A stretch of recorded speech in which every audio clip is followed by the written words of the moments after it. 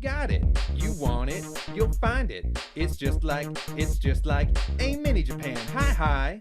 You heard me. Come geek. I said Taiyocon in Mesa. It's just like a mini Japan. Hi. Hello, everybody, and welcome to the One Piece segment of the weekly manga discussion podcast. I'm your host, Donuts. I'm here with Damage. I'm ready for some One Piece adventures. Zaku. Hello. And Thermite. Yo. One Piece! Now, normally on the podcast, for the core Weekly Shonen Jump series, we'll be covering about four chapters each. But for this time, since it's the first segment, for this segment, we're just going to be talking about the whole of Wano, our opinions of the arc so far, and everything that's going on with it. But before we get into that, normally when we start a new segment or new series, I've been going around just mentioning our favorite characters to give people an idea of our tastes and stuff like that. Kind of a weird thing to do with One Piece. So let's instead say, Damage, what is your favorite arc in One Piece? My favorite arc in One Piece has to be Enies Lobby. Zaku, favorite arc. Let Thermite go first. Okay, all right. Also, Henny's Luffy. All right, I would say mine is definitely Skypiea. Zaku, you can't wait any longer. Skypiea? Okay. You can't copy someone else's answer. That also sounded so unsure. My memories of One Piece are as always vague and foggy. I mean, I should also clarify that I'm counting Enies Lobby and Water 7 as sort of two parts of the same arc. I think that's fine. As long as I can count Jai and Skypiea together. Even though I do think Skypiea by itself is my favorite arc. Alright, so let's jump into the actual arc. I don't even know where to begin. I mean, I guess we could talk about Act 1 first, but I really think we should just talk about the whole arc in general, overall. I don't really think we need to split it between the acts right now. No. Speaking of the whole arc, as of the recent chapter, it just became the 10th longest arc of the series. I mean, it's not that impressive, the 10th longest arc in One Piece. No, but the thing is, we're only at part 2 of Wano. I mean, that is true. Yeah. When we're already in the top 10. Wano is going to be longer than Dressrosa. I'm already calling it. It's going to be longer than Dressrosa. It's going to be the longest arc in the series. Really? I am very excited for that. Let's start off at a very easy barometer of how are you guys enjoying the arc? Damage, how are you enjoying it? Do you like it? Do you not like it? How do you feel? Just I am general ambivalent overall. to some aspects of it, but overall I enjoy it. I also am. I am really, really enjoying this arc. I think it could beat out Sky. I don't know if it could beat out Skypiea, but I also thought that Whole Cake Island might become my favorite arc, or at least under Skypiea, and it didn't. I really liked the beginning, but the end kind of dragged a little bit for me. So I'm hesitant to say it for Wano, but currently it's looking like it's going to be my top 3 favorite arcs. Zaku, how do you feel about the arc? I don't really know. I think... So this has been a thing that I find with One Piece a lot, which I know seems to be pretty limited to me, but I think the art in One Piece can make it kind of hard to read for me at times. Yeah, me and Damage were actually just talking about this yesterday. So that's why I've been kind of dropping off of this arc. I've been mostly just skimming the chapters. But, I think it's pretty interesting so far with what we're doing. The whole story about Wano being this super, depressing country. Yeah. It has a lot of interesting aspects to it, especially in the way the politics of it are managed. And I really like all the smile designs. They're amazing. They look so funny. I do want to say I agree also that I love the, story of Wano. When we went to Alabasta, we weren't, trying to get into, the story of Alabasta or anything like that. But, this and why I think it could be a contender for Skypiea for me is because of how isolated it is and because of how it is the story of Wano. It is less about the story of the people and more about the story of just the entire country in general. But Thermite, how do you feel about the arc? I've been pretty lukewarm about it. When I was reading Dressrosa, I repeatedly had this idea in my head that it was just bad Alabasta. In the same way, I wouldn't say that Wano is bad Skypiea, but it's middling Skypiea for me. Like, it has a lot of the same, like, isolationist elements that I did like, and I did like a lot of the build-up to this, like, Zoe and the general hints we've had about Wano for, like, since forever. But the arc itself, I found it very hard to be engaged in it. All right. Yeah, so I'm not sure where we should even begin our discussion here. I don't know. I just want to talk about, like, why I'm so into the politics and everything going on. Like, I could not really get into the Dressrosa family that much because they were acting like they were a big family and everything like that, but I just couldn't feel that. Like, they were all so disconnected, and they all, like, a lot of them didn't like each other either, so it was very hard to take it as this, like, tightly knit family of pirates and everything like that. Which it seems like they were really trying to do a parallel there with the Straw Hats, but I don't know, it kind of fell flat for me. Whereas Wano, I like that it's the opposite of that. It's not trying to do that at all. It's just this big ass army that really feels like an army, and it never feels like any of the characters are friends at all. Like any of the enemies, I mean. It just feels like they're a part of this large army, and they're all just following orders. And I actually really like that, because then we can introduce these characters, and I'm not like, ooh, I hope they get a really cool fight and, like, get some, development or whatever. Like, I'm not expecting a whole fucking Senior Pink situation in Wano. I'm expecting these guys to just put up a cool fight and then get handled. Like, I really don't think they're gonna have, backstory or anything. Maybe some of the big ones, but I feel like the vast majority of them will not. You don't think Alpaca Man is gonna have a sad backstory? But, like, I don't know what it is. It's just, I love the militaristic feel of it. It feels like we're raiding a military, or a marine base, when we're not. Yeah, honestly, it has a lot more of the crime family feel, because it doesn't feel like it's just 5 guys running everything. Yeah.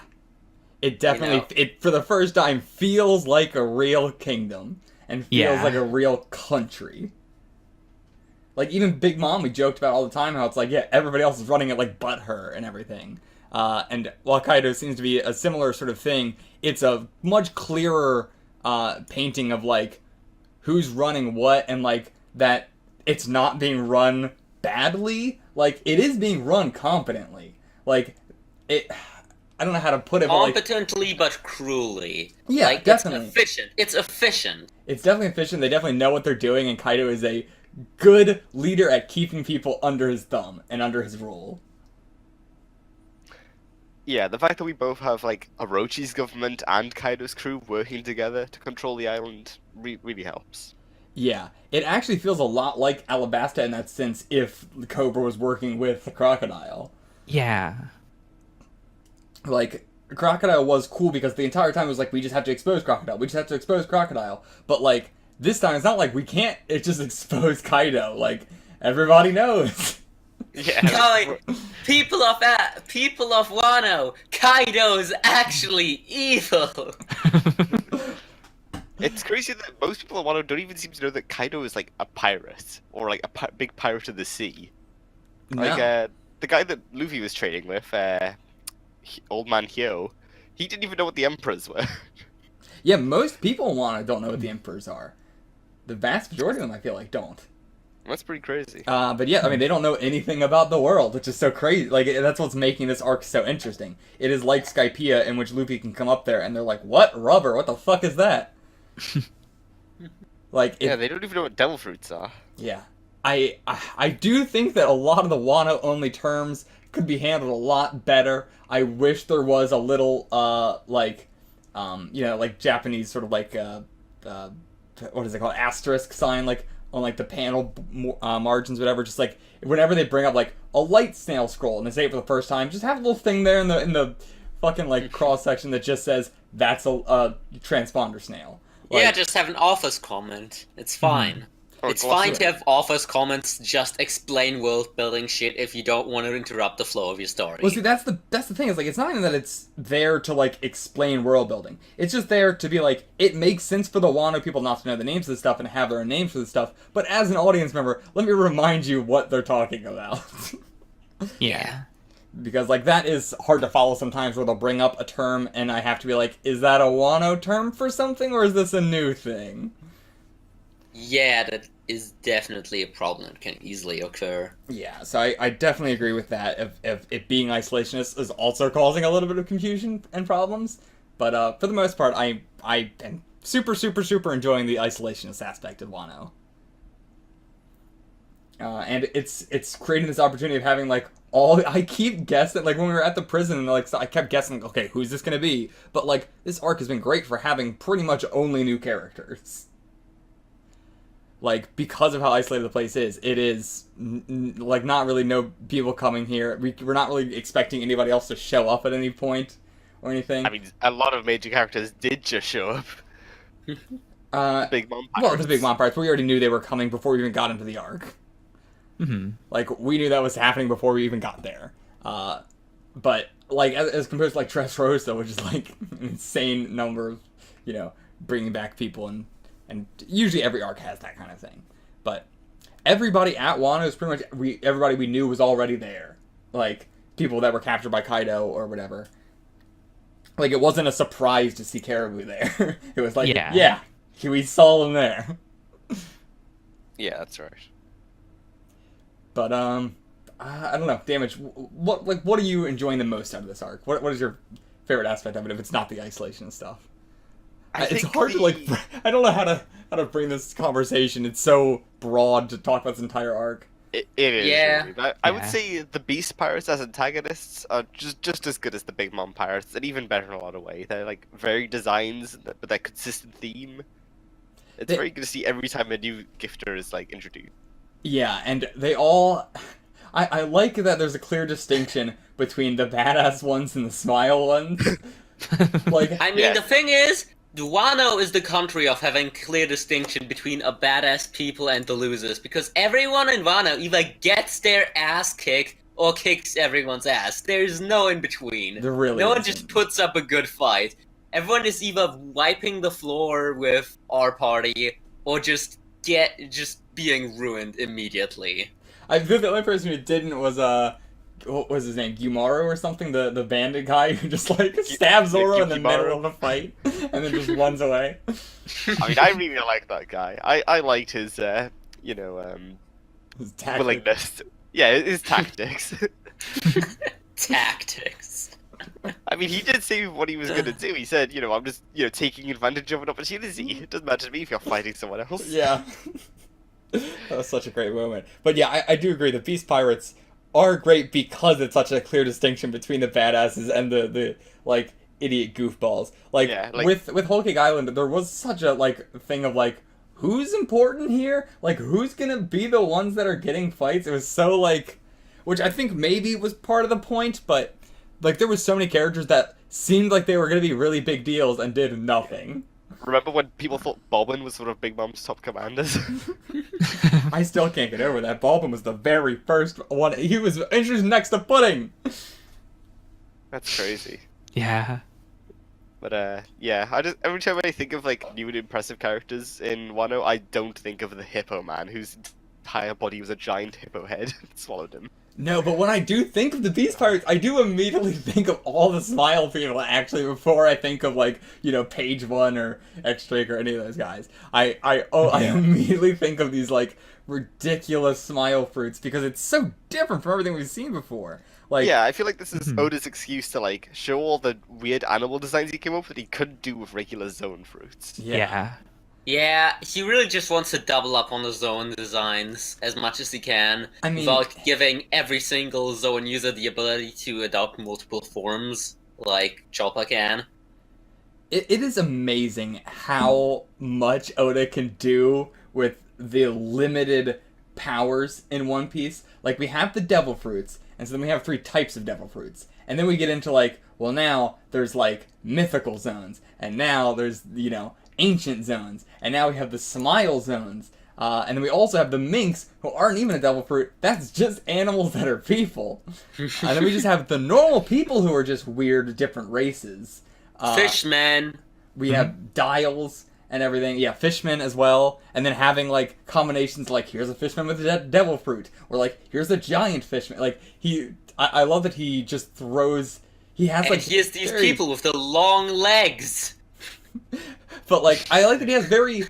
a very down-to-earth sort of power system. Like, it's just devil fruits and, like, that's it. Like, devil fruits and, I guess, just being a weird race or just being powerful. But, like, in that, he has, through, like, the races and the devil fruits, found so many different combinations that you could possibly do with all this stuff. And hockey as well. Yeah, I forgot about all hockey. Hockey, which, like, you know, first Luffy got gear 2nd and gear 3rd, and now gear 4th, and then he's getting hockey, and now we're getting upgrades in hockey. Like, I remember back in, you know, gear 3 being like, is he gonna get another gear? Yeah, probably. And then he gets gear 4th, and it's like, is he gonna get a gear 5? Maybe, but, like, I don't see how he's gonna possibly upgrade from here. And then it was like, okay, well, now we have the Awakened to Devil Fruits or whatever. But then now we have hockey, like, it's just, I am now like, yeah, Luffy's can just level up at any point. Like, Oda is so innovative with the power system that it doesn't feel weird when it happens. He's gonna find another natural way for Luffy to power up, even after this, with the hockey. What is this thing called now? Rayo something? Mighty Blade. Or... Oh. I mean, like, if that's what we're calling it. Yeah, the Wano version of it. Yeah. Yeah, the Wano version. It had, like, a name. It began with R. Did it? Yeah. I'm pretty sure it did. I didn't remember ever getting a name for it. Yeah, because he's just called hockey in general. Maybe because he said the name and then he said it means flowing cherry blossoms. Then after that, he was like, "Yeah, this is basically hockey." Yeah, but I thought there was the specific term for the special hockey he was doing. Maybe there was. There has been a lot of chapters of Wano. I guess. Yeah. I don't remember at all. But I will say, like, talking about criticisms of the arc, I do think, like, this middling part is kind of dragging a little bit. I mean, Luffy has been in the prison for a while. Big Mom's been traveling there for a while, several chapters. We just come back to her occasionally on the crocodile, then cut away, then come back to her again. That kind of stuff does build up over time to, yeah, this is taking a bit too long. I will counterpoint that and say that, yes, it is middling and it is bad, but would you rather have Luffy stuck in a building? Would you rather have Luffy stuck in a fucking snake's stomach? Would you rather have Luffy stuck somewhere else? At least he's doing stuff. Oh no, yeah. Oda's done it much worse before, and this is okay. Every at least Luffy's doing single stuff arc now. Yeah. has to have Luffy stuck somewhere. Every fucking arc has to have it. So, I am very happy that this is our Luffy stuck in something arc.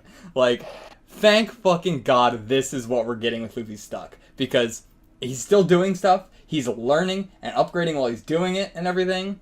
This is golden. This is the best Luffy's ever been stuck in something moment ever. Do I still think it's middling and not that great and could have been paced faster? Yes. But do I know that Oda needs to do it every arc for some reason? Yes. Yeah, I agree with you there. So I think it's the lesser of an evil. Yeah, fair enough. But yeah, okay. What is your guys' opinion on, like, the people of Wano, just in general? Like, the samurais, or, like, the other kind of characters we got? None of the enemies. I'm talking about only, like, civilians or allies and stuff like that. Like, what is your guys' favorite, like, new character that's been introduced that's, you know, a good guy? That's a good guy. Or, like, quote-unquote. Like, I really like Shootin' I love his personality and his, like, not really wanting to be against it and being like, you know, I didn't swear my loyalty. Being a big old fatty, but still being cool. Yeah. Like, he reminds me of the hedonism bot from Futurama, except a badass. That is a hell of a comparison. Well, he's always, like, laying down on his horse. Like, he's not even, like, riding it, or... it's not a horse, whatever he has. Like, he's just laying on it. He's not even riding it. I think Yukimaru might be one of my favorites. Really? The guy who appeared for 2 chapters? Yeah, exactly. I mean, just because he's like a bad guy, but he's not part of either group of main bad guys in Wano. I mean, quite honestly, my favorite... Is he Ushimizu Kozo? I doubt it, but, like, that he's reveal way just too happened. big to be. He's way too big to be the guy that jumps across roofs and sprinkles gold everywhere. That doesn't seem like him at all. But no, he just really stuck out to me in his chapters. I really liked his, like, quick dynamic with Zoro and his gag. I cannot believe you said that. I mean, my favorite character is Queen. My favorite new character, quite frankly. That's not a Wano character, though. I also said not He's villains. also an enemy. Yeah, he's also an enemy. You violated all the rules, Akko. Fuck the rules. Queen is a great character. I will agree, Queen Yeah, is the Queen best is of the Beast fantastic. Pirates. But like, I'm trying to talk about like allies and stuff, Yeah.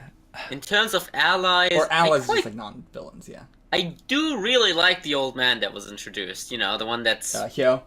Hyo. Yeah, I really do like old man Hyo. I really think he has an awesome design. Yes.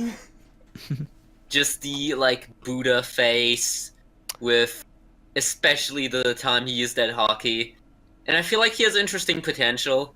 I wonder if it's been a while since we've had a like really tiny character do that much again. Yeah. Mhm. Thermite. I still really like Tama. Like, we haven't had a lot of Tama focus recently, but I think she's pretty awesome, and like, it got me very early with that ultra tragic backstory. I still like Toko more than I like Tama. Really? Toko's way better. Yeah, Tama's amazing. I think they're both pretty good. I There's have been a lot of good female characters introduced in Wano, like Kiku as well, and Kamarasaki. I can't believe none of us said Tonyasu. Fucking, he was No. amazing these past couple chapters. Yeah, in the past couple of chapters, but as a whole, I did not like his character introduction. I didn't like his I mean, say sycophancy-ness, what but- you will, he was always looking at the bright side of life. But like, I didn't like his sycophantness, but like, these past couple chapters have been amazing with him. Like, especially this last chapter. This last chapter was so fucking good, and like, I really hope he is dead, because that's one of the best fucking deaths. That was as good as the fucking like Whitebeard death. That was Okay, that was powerful. That's a big statement, don't it? I know, I legitimately think that fucking death was powerful. Like, especially the way it was presented in the manga and everything too. The one shot of him up on the stake, like looking out over the entire capital. I like Yasue a lot, but I don't like Tonoyasu, and that's really my main complaint. Like, I think that like the last few chapters have been great, but as a character overall, I'm not very attached to him. I think I will like his Tonyasu-ness way more in retrospect. Like, I didn't enjoy it in the moment, but now knowing who he was and what he was like and everything like that, and that whole speech at the end, going back to read those chapters is, I feel like, going to paint him in a way different light that's going to be way better. Like, it's going to make those chapters a lot more enjoyable in a reread. I feel like Wano in general is going to just be one of those arcs that as soon as this is over, I'm going to immediately read it from the beginning again. And this is after I've already reread this arc once already. But, what else is there to talk about? We actually, going to this latest chapter, we had the whole thing that was at the end of the chapter. Do you guys have any, like, opinions on that? Or, like, what that could be referencing? I'm trying to pull it up right now to get the exact wording on it. Yeah, I might need a little refresher in memory on that. Yeah, where they say that basically it's all because of Kaido and Orochi, it's because of those things they brought here, the smile fruits. Do you think, and she's saying that in reference to, they've been robbed of every expression but smiles, laughing is all they can do anymore. Do you think there's more to that, or do you think she's just saying, like, ever since Kaido got here, shit's crazy and we can't be sad, blah, blah, blah. Oh no, I definitely think there's, like, chemicals in the water that are turning the people to smiles. I had a long discussion about that, but I 100% agree. I'm pretty sure it's chemical runoff. I assumed it was rather that, like, if you are complaining, if you are, if you are being a whiner, then you will just be, like, drafted into the army and made into a smile.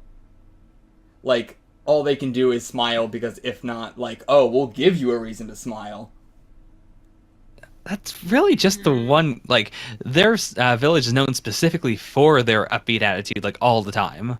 That's why I assumed, like, it's, like, they're near a factory that is putting off a specific smile runnage that makes them smile like that. I Because guess. it wasn't. It's So- not a societal thing. It's not like every person in Wano has that effect. It's specifically that one village. Okay, yeah. I thought you were saying if they drank the water, then they became smile fruit users or something. No. So just like they don't become smile fruit users, but it is like a sort of side effect. Like they're not fully, but I don't know how that would work. But Yeah, like it's. God, I don't really have a better analogy. It's like Joker Venom from DC. Like basically, it forces your body to smile and like even if you are feeling other emotions, like that last panel to me felt like they were all horribly sad. They wanted to cry, but literally all they could physically do was laugh and smile about it. Like it didn't feel voluntary to me. I mean, it didn't feel quote unquote voluntary to me, but I thought they were having to force themselves to do it. Otherwise, blank, blank, blank. No, I don't think so, because, like, especially Tanyasa's daughter, she's still fucking crying super hard while smiling, and I don't think she could force herself to if she wanted to. Or even the entire thing with Komurasaki, where she couldn't stop herself from laughing when it was clearly a bad moment to do it, and it got her into severe trouble. Like it was compulsion. Komurasaki? You mean Toko? No, I mean when Toko and Komurasaki were both in Orochi's chambers, and Toko started laughing uncontrollably. Yeah, you said Komurasaki started laughing uncontrollably. Oh, sorry. But yeah, I think you're right. I think that makes a lot more sense. I think you're right as well. Oh, damn it, is here again.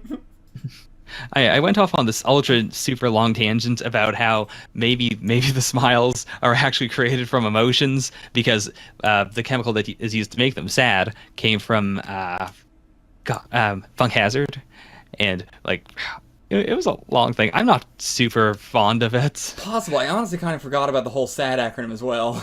Yeah, like for the longest time they've just been acronyms, but now that smiles are directly linked to smiling in this way, I feel like there's probably something there with sad as well. Like whether it's literal like liquefied sadness or if it is just something else to do with emotion in general.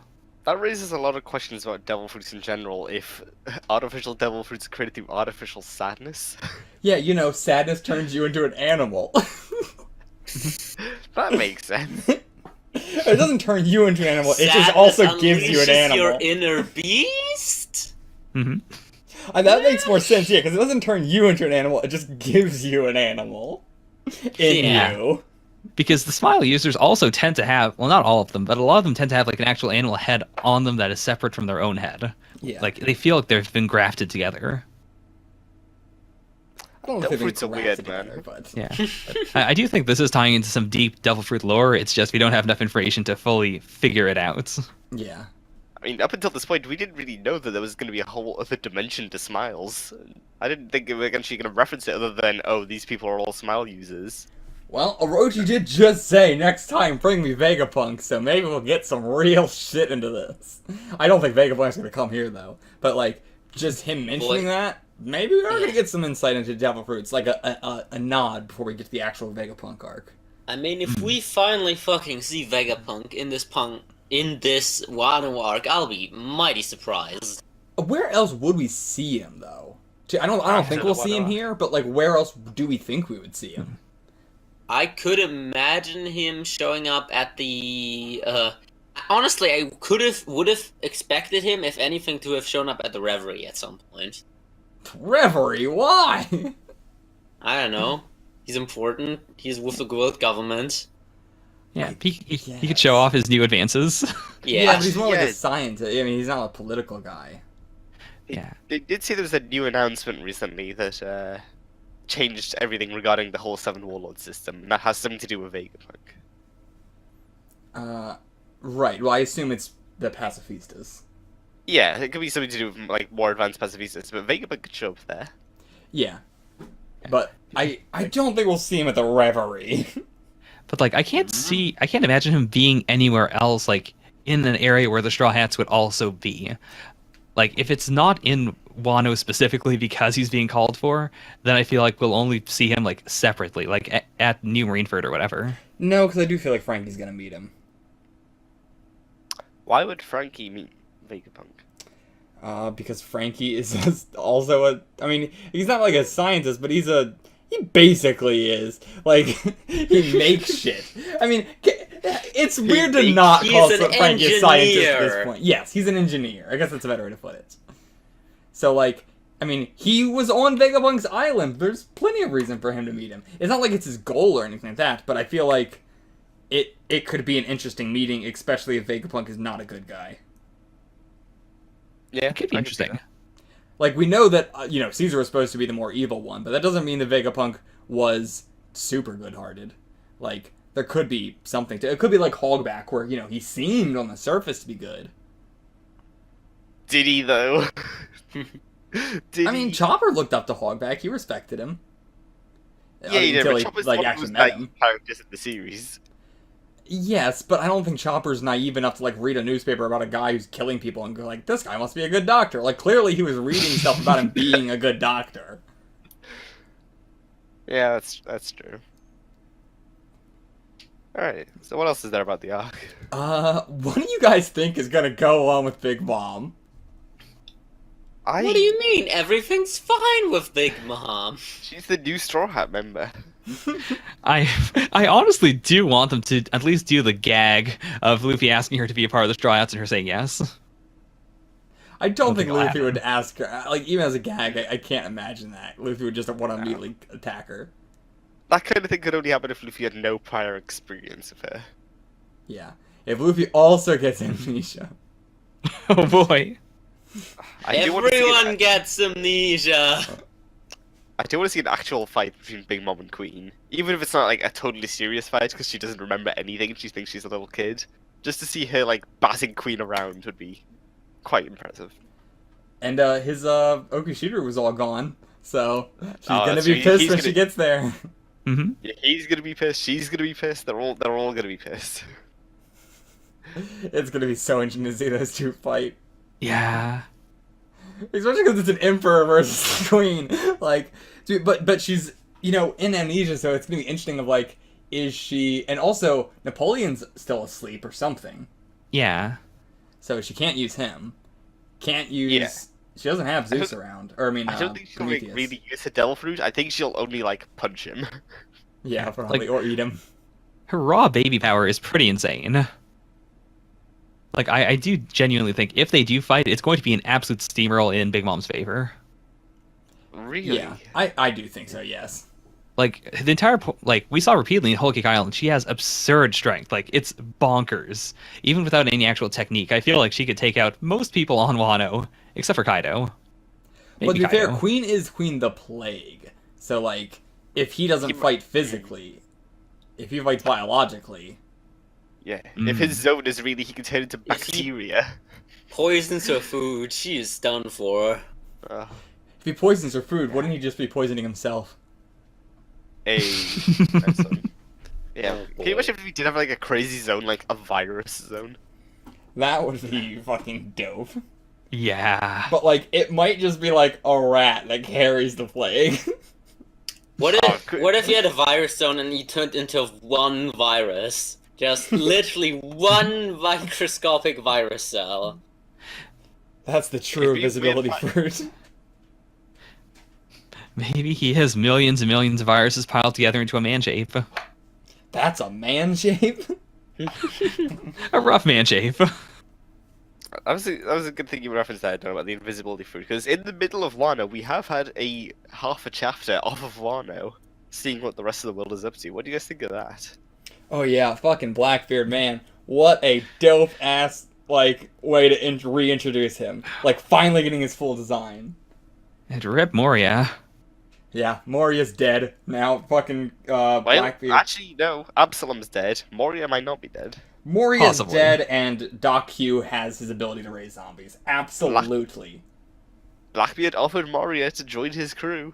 I do not think Moria took it. You think Moria just preferred to die? Yeah. I mean... Maybe Moria joined, but, like, it feels so thematic for Doc Q to get an ability where he is raising zombies and stuff. Okay, Agreed. I didn't consider the zombie part, but it's just like him with shadows is what's feeling weird. Yeah, but I don't think we'll see him with shadows. I think we'll see him with a horde of zombies. Yeah. Or him using shadows on himself to make himself a Really capable big, fighter, a giant dog. not a sickly, dying man. Tough I man, mean, buff look. horse. What if he puts People- all the shadows to his horse? Moria really didn't exploit the principles enough to let us to Nightmare Luffy. Like, that was a pretty effective strategy all in all. I mean, he did Moria do that. did do it himself. Yeah. What do you mean, Saga? He did do that. Well, okay, I just forgot then. That's what the whole final fight was. Oh, I thought the whole final fight was about having a zombie of that big, the big dude. Moria was in him. Yeah. And then the second stage was, I guess, Nightmare Moria? Yeah, Guess we I don't mean, he have didn't any- call Shadows himself has Nightmare that. Moria, but that is what he Just did. bigger Moria.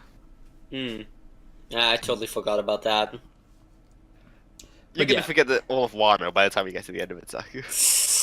It would be interesting to have Moria on his It- crew, and I could see Moria do that as a way to, now it's finally my chance to, kill Kaido and everything. But I don't know if Moria would just be like, sure, I'll join your crew, because he is very about, wanting to be the Pirate King himself, and about being the captain, and wanting a crew. And now he's had his whole crew get killed twice. Oh yeah, I don't think he'd be fully subservient to Blackbeard, but I think he'd join him in the meantime. Sure, but if that's the case, then I do still think that you're gonna kill him at some point and take his fruit. Mm-hmm. Yeah, if they do that later on, sure. But I don't think Oda will off-screen Moria. I think he might.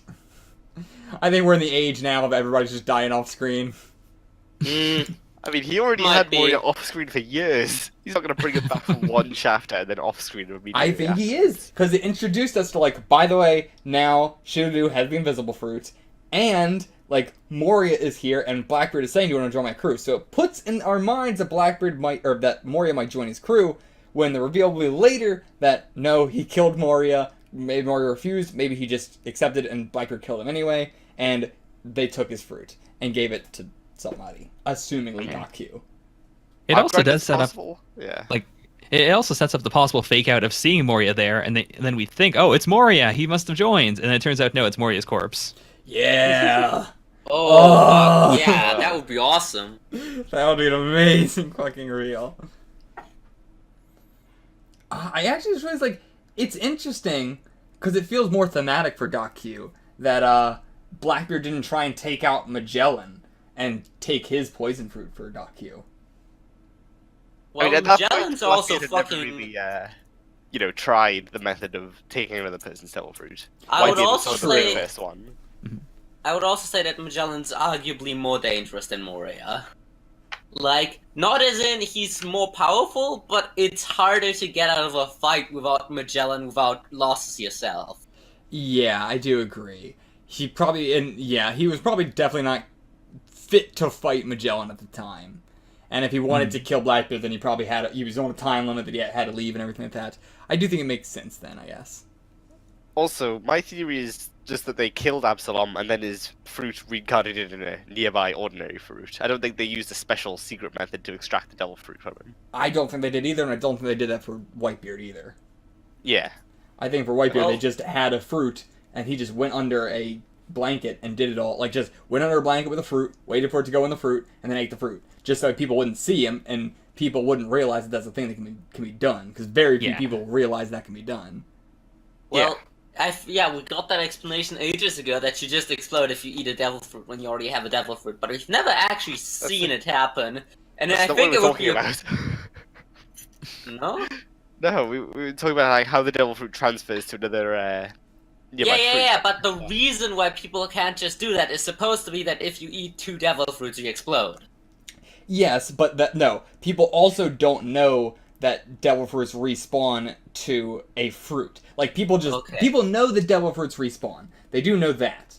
Because, there's books of devil fruits and stuff. People know they respawn, but they don't know how. It's very few people that do. Okay. Doflamingo was very special because he knew that it worked that way.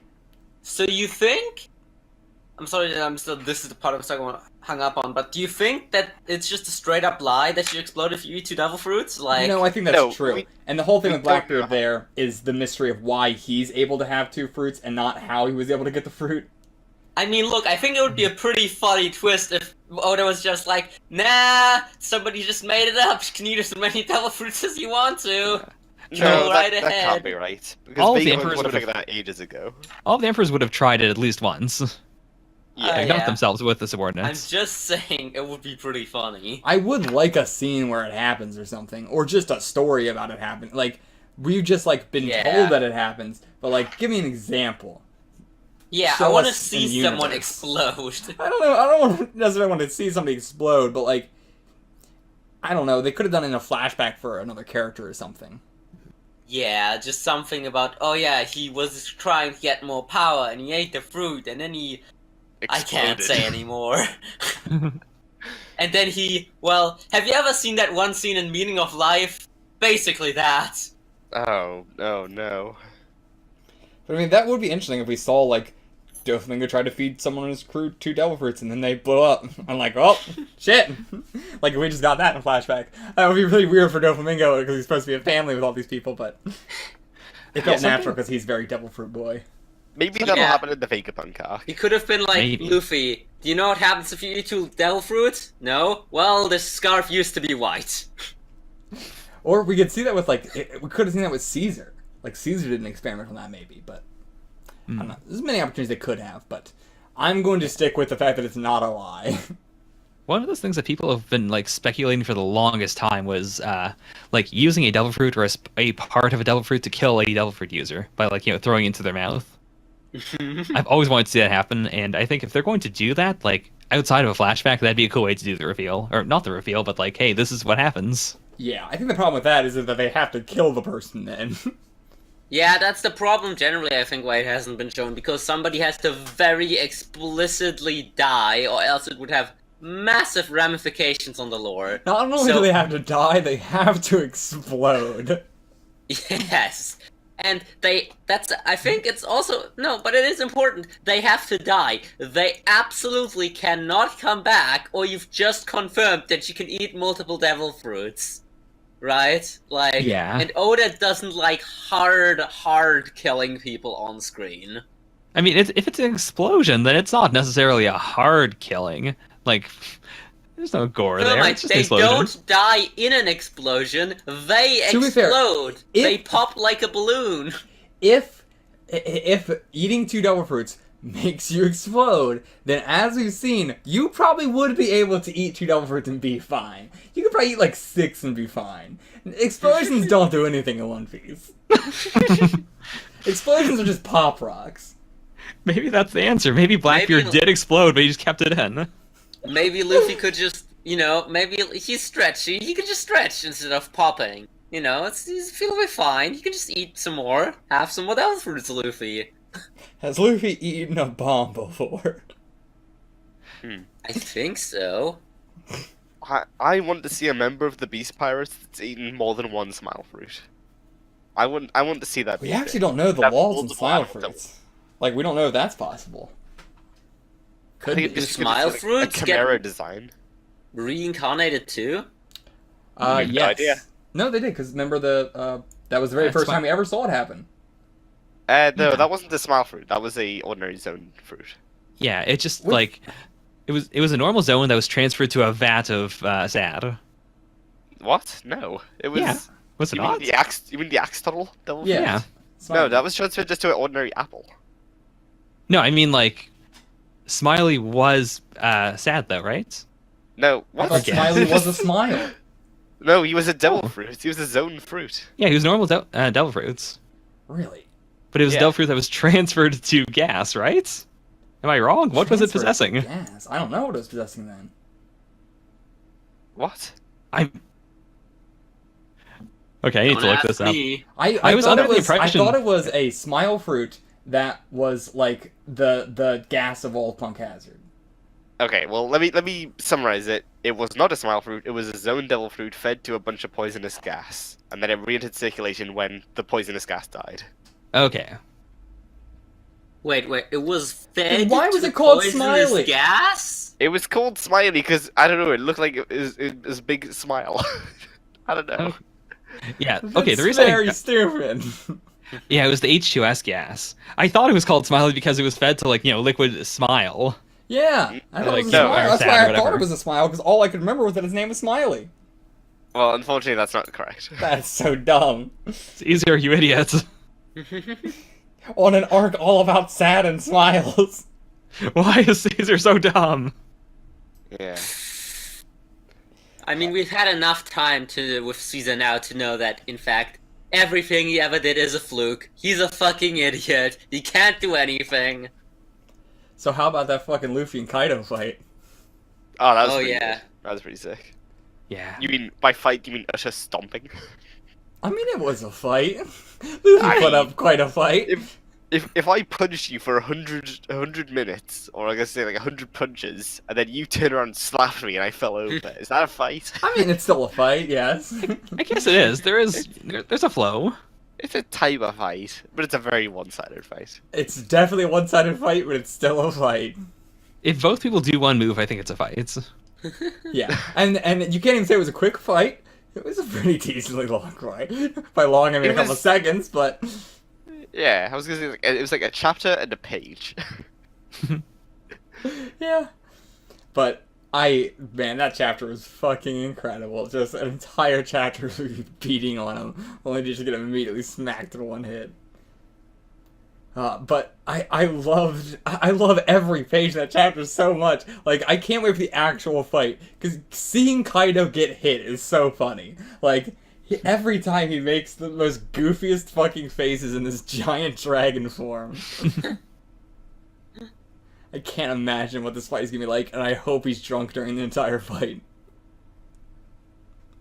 Anything else anybody has to say about the arc? Oof. Not really. How big of a role do you think these 9 scabbards samurai people are gonna play? Like in the final fight? I don't think they're gonna play that big of a role really at all. Like, I think they're playing more of a thematic role. I think their main thing is just gonna be holding off the smaller guys. But yeah, I really don't think they're gonna play that big of a role. If anything, shooting Maru maybe, but that's the only one I can see. Other than like our main ones, like fucking Kinemon and all them. Okay, interesting. Just because I was thinking that we have a lot more named good guys than we do named bad guys right now. I don't know about that. I mean, We have a lot of important named bad guys. guys. Important named bad guys. We also don't have that many important named good guys. I mean, if you consider the 9 scabbards to be important. But we don't even know all of them yet. We do know all of them by Do we? by their names. Yeah, Well, we have all by the their names. They just haven't been names. assembled. Yeah. There's only one that we haven't been properly introduced to. Yeah. But I thought you were also talking about, like, I assumed yeah, I mean, I really don't think they're going to be that much of importance. I don't know. Yeah, because we have them, we have the Straw Hats, we have the Hard Pirates, we have the all the Minks, We have all the supporters. and then just the general people of Wano, not even supporters, but I guess more people that can become supporters. More citizens. Yeah. Shields. There's a lot of people for a handful of named bad guys. Yeah. Yeah. But yeah. We also have to consider there's something like 400 other smile users that we haven't seen yet. Yeah. Maybe Oda's gonna introduce all of them in a few chapters. There's also the Big Mom Pirates, actually. Oh yeah, I forgot about the big The rest of them. I think it's going to be just like one big war that we're not going to see a lot of specific fights of. It will If just this be boils like, down to a 3-sided battle, that'll be amazing. I feel like something's feel going like- to happen with the Big Mom Pirates. Like, Big Mom is going to play a big role in this arc, but I feel like the Big Mom Pirates will not. I mean, I don't think they're gonna play a role for most of the arc, but I feel like at one point we're gonna have the upper hand against Kaido's men, and then the big bomb pirates are gonna show up and start attacking us. Yeah, for sure. Or vice versa. Like, the Kaido Pirates have a hand on us, and then Big Mom Pirates come in, not to, lend a hand, but... But to attack the base Yeah. pirates, yeah. Yeah. Okay. If they see Big that's Mom being right. attacked. Essentially, yeah. Alright, I guess that's it. we'll see you guys for the next one, where we'll be going over 4 chapters. Not just, or maybe 3 chapters, because One Piece goes on break every 4 weeks. We'll only be ever talking about 3 chapters at a time. But, be a lot more coherent next time. But, yeah, I really quick, I wanted to say that I'm very excited for, we're going to be getting some really good Zoro shit this arc. And we haven't got a whole lot yet, but I'm excited, because it's gotta come. I know it's gonna come. I don't think it's gonna be a Sanji situation where we get it all in the beginning and then no longer. I'm kind of glad that we're getting it in the later half of the arc rather than the early half of the arc. So, I'm excited for that, and I hope it comes soon. Because Zoro has not had a lot of development in a long time. He's been a badass, pretty recently, but, like, he hasn't had a lot of great development in a while. Very true. Be sure to check out the reactions in the description below. Right, yes, check out our reactions in the description below. And we'll see you guys for the next segment and for the next One Piece one eventually. Until then, stay the fuck around. 'Cause every time we touch, I get this feeling. And every time we kiss, I swear I could fly. Can't you feel my heart beat fast? I want this to last. Need you by my side. 'Cause every It'd time be real weird if Denji's pee got real hard after he got puked in his mouth. Like, that wouldn't fly in Shonen Jump, even with everything that they're doing at the moment. Hello, everyone.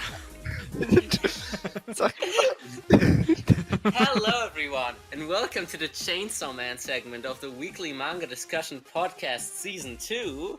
I'm here, Tequila Zaku, joined by my lovely co-hosts Thermite Yeah. and Damage. What's up, guys? Sound a bit under the weather there, Damage. Oh, I am totally fine. It sounds like you swallowed about a mouthful full of puke.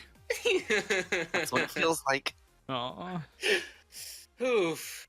Well, Man, that is actually a terrible feeling. You know when you feel like you're about to vomit, but you just swallow it back down a bit. Yeah.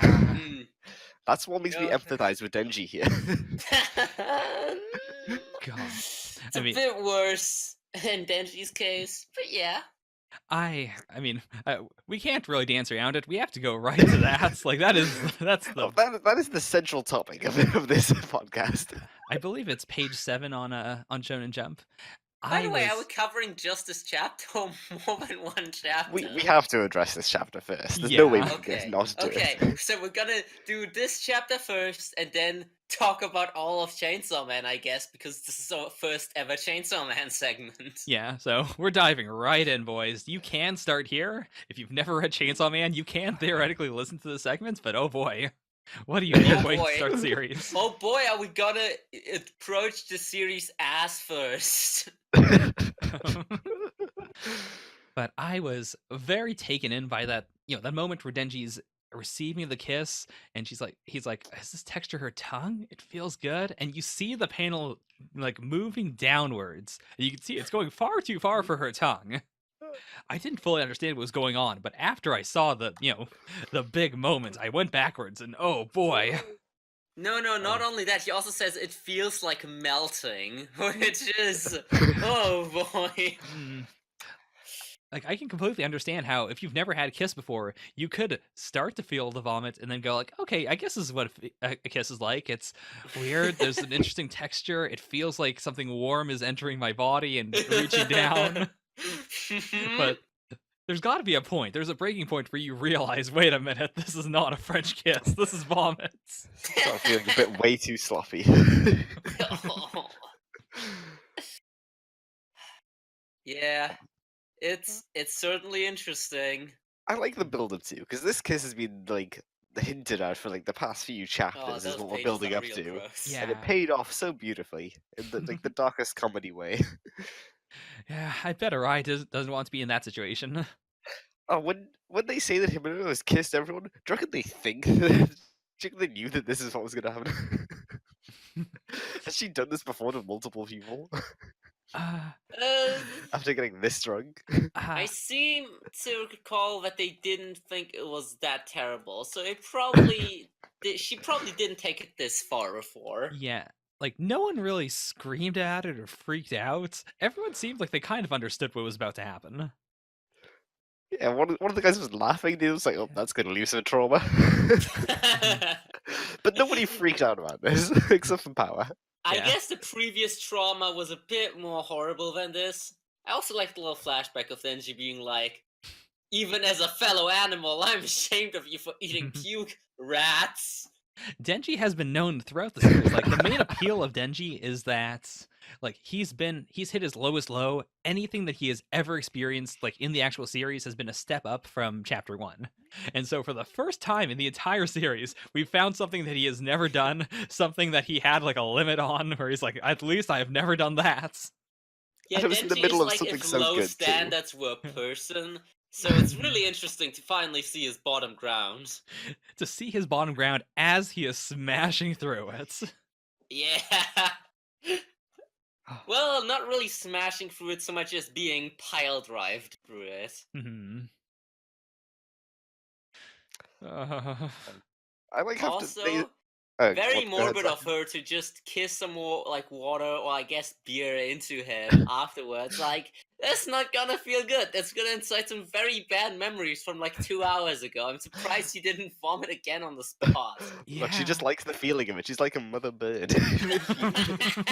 Baby Denji. Oh boy, I want to see that edit.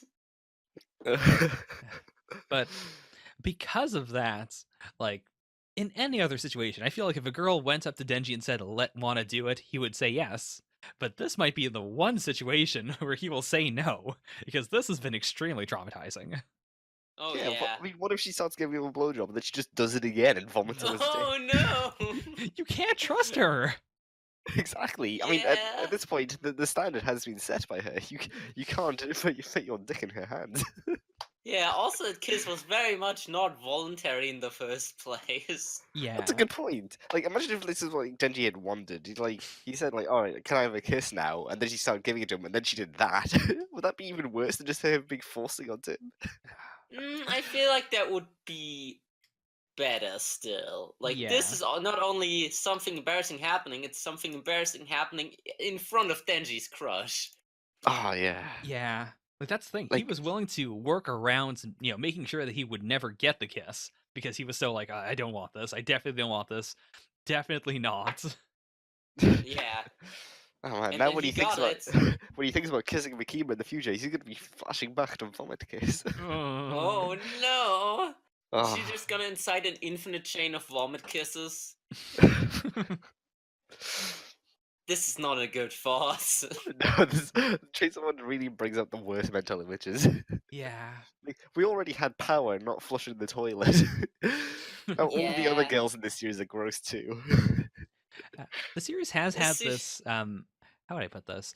It has had this ongoing theme of intimacy is good, but it is better when there's meaning behind it. Like, if it's just intimacy for the sake of intimacy, if it's just, touching for the sake of touching, it's not as good as like real intimacy, like actually connecting with another person. And we've seen that a couple times now.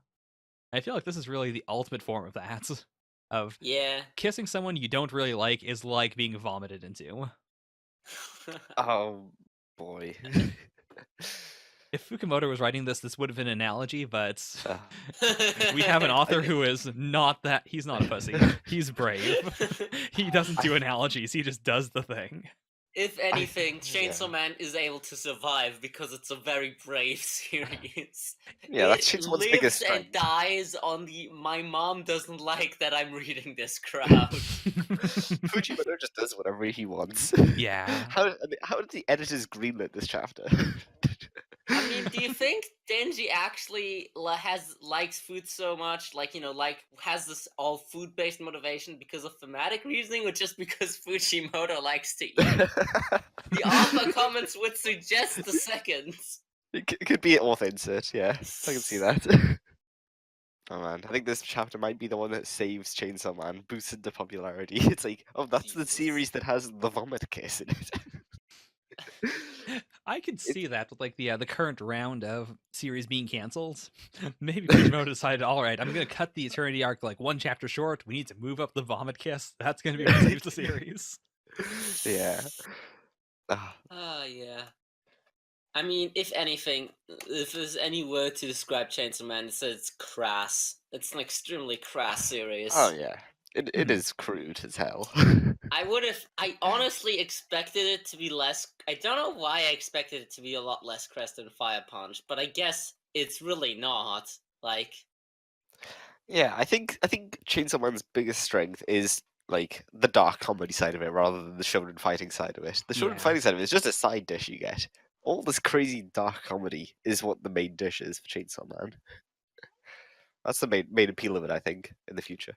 I think 'Cause a there's lot nothing of like the that in appeal for WSJ. me is just as is in the characters and like how interesting it is on the level of this whole exploration of what does it mean to get what you want and what do you do when it's extremely disappointing once you do.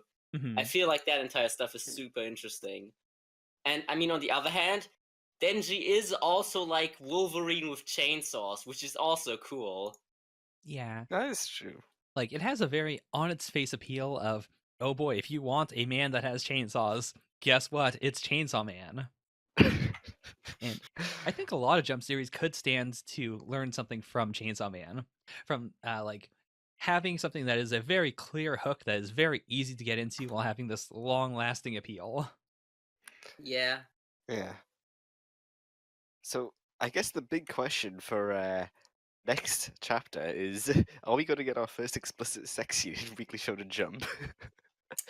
Is Will it Denji be going our to go first? for it? Can you confirm on the We Never Learn front? Is there no hard fucking in We Never Learn so far? Not yet. I mean, if you want hard fucking, it would have to be Yuna in the Haunted Hot Springs. If any other series has done hardcore actual sex on camera, it would have been Yuna. I could see that. But I mean, if it wasn't for the fact that we already had the breast grabbing twice and we had the kiss, I wouldn't have expected him to actually go all the way. But now I can actually see it happening. On a serious note, I do think it's not impossible that we get an implied off-screen sex scene. Oh, totally. Like Oh, yeah. that's entirely within the realms of possibility. That's so PG.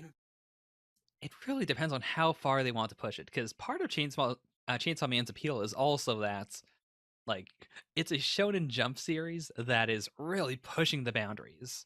Like, Oh yeah. as much as Yeah. we're joking about like how could the editors have wanted have allowed this, I think part of it is that it's the kind of series where the editors have to give it free reign. Like, they just I have mean, to try and look, like let it push the limits, because if they quite don't, then there's no frankly, appeal. the Shonen Jump editors aren't like some kind of idiots that have never read manga before. They knew what they were doing when they hired fucking Fujimoto of all people to write for Jump. It's not Yeah. like they didn't know what they were in for. So yeah, this is clearly all on purpose to a good extent. There's also the fact that Denji is 16. I don't think they can get away with showing underage pornography on Weekly Shonen Jump. Yeah, hey, this is Donut. Just popping in here to call out Damage and say that it's fictional. It's not child pornography. Why would that be child pornography in Weekly Shonen Jump? It's a manga. Do I think the editors would allow it? No. But what a retarded statement, Damage. What a retarded statement. Yeah, that might be the biggest issue, funnily enough, Yeah, since I mean, you they- can't even fucking drink in that scene. Well, Yeah. technically, what if this is a scandal? Not because of any of the sex stuff, but because he technically ingested alcohol through the vomit kiss. This is not okay. We need to speak out against this. Yes, how dare they force feed him alcohol? When you said that, I thought you were going to mention the fact that she spits beer into his mouth and not the vomit kiss. Oh yeah, she didn't even give him water, did she? She just drank beer and then fed it to him. That's Listen, even it worse. doesn't than say explicitly what it is on the can. That could be any kind of beverage. Yeah, canned water. Yeah, good old canned water. Is there a type of canned drink that is just water? I'm just saying that out Yes. loud, but it doesn't make a lot of Carbonated sense. water. Yeah. Comes in cans sometimes. I guess, but would you really want carbonated water poured into your throat? I mean, As some people ugh. do say, carbonated water tastes mildly like TV static. So, I mean, it wouldn't be awful. It would just be kind of weird and bland. Could be exciting in a way. I mean, it's all sparkly and stuff. But then again, you could get that effect, but better with other stuff. I mean, I just noticed also the Denji is like he has the same blush. His head is spinning, so I think the implication is that he is drunk on her vomits. And I Hibino think he carries might him have off. just This drank off screen. feels like it's all leading to date rape. She just carried him off on her back to her apartment, and then force-fed him more beer. Yeah, Now she's do you really propositioning it. send the person that just got kissed against his will and then vomited into home with the person that kissed him against his will and vomited in his mouth? I mean, she is a senpai. I When mean, you're- that is true. That's even worse. Well, She's in a position of authority above him. Oh, she Japan- noticed him hard. In Japan, when you're in a position of power, you can't do anything wrong with someone who is under you. Societally, there's Yeah. nothing wrong with that. Isn't she also like 25? Something like that, I'm sure. Yeah. Yeah, okay. I mean, this just makes the scene hotter. It's the best part. But they honestly could go either way with this. Like, it could be the moment where Denji's like, no, I've got standards. I drank your vomits. I'm not going to do it with you. But it could also legitimately be like date rape. And then later on, like, it could feed into that overall theme of getting what you want, then realizing it's not what you really want. It could be him later on being like, man, I sure lost my virginity, but it doesn't feel like it. Yeah, I mean, of course, what you said is mutually exclusive. It's, in fact, inclusive with each other. It's only date rape if he first says, no, I don't want this, and then she still goes, nah. So, yeah, this will be super interesting to see for where it's going. Do we want to talk about anything else that happened in the rest of this chapter? What did happen in the rest of this chapter? It feels very over I mean, shown. Power is still showing her massive IQ. Oh, Like, Power's- I don't Power want to was- guess at her TV preferences, but I'm just saying, probably likes Dan Harmon. Miss Makima has the ultimate drinking ability. She drank literally everyone else under the table. Yeah, that is Yeah. pretty crazy. She Yeah. doesn't even look buzzed at all at the end. It's just a fucking robot. Yeah. That might actually be the case, though. Now that I think about it, wouldn't put it past the series. Power sheepishly defending her IQ by saying that mine's 120. After the other guy said his was 100 is just so amazing. It's so her character. I really do appreciate that. At no point does she ever act as if she could be wrong or as if this is a goof. She's so straightforward about it. Yeah, that's Yeah. Power. Power's good. Yeah. She's the kind of person that thinks if she like blatantly lies in front of someone, that they'll just accept it. Which is what she did when she ate all the food. She's the kind of person who does lie right in front of you, and then if you call her out on it, she will be mad about it. It's like I already said I didn't do it.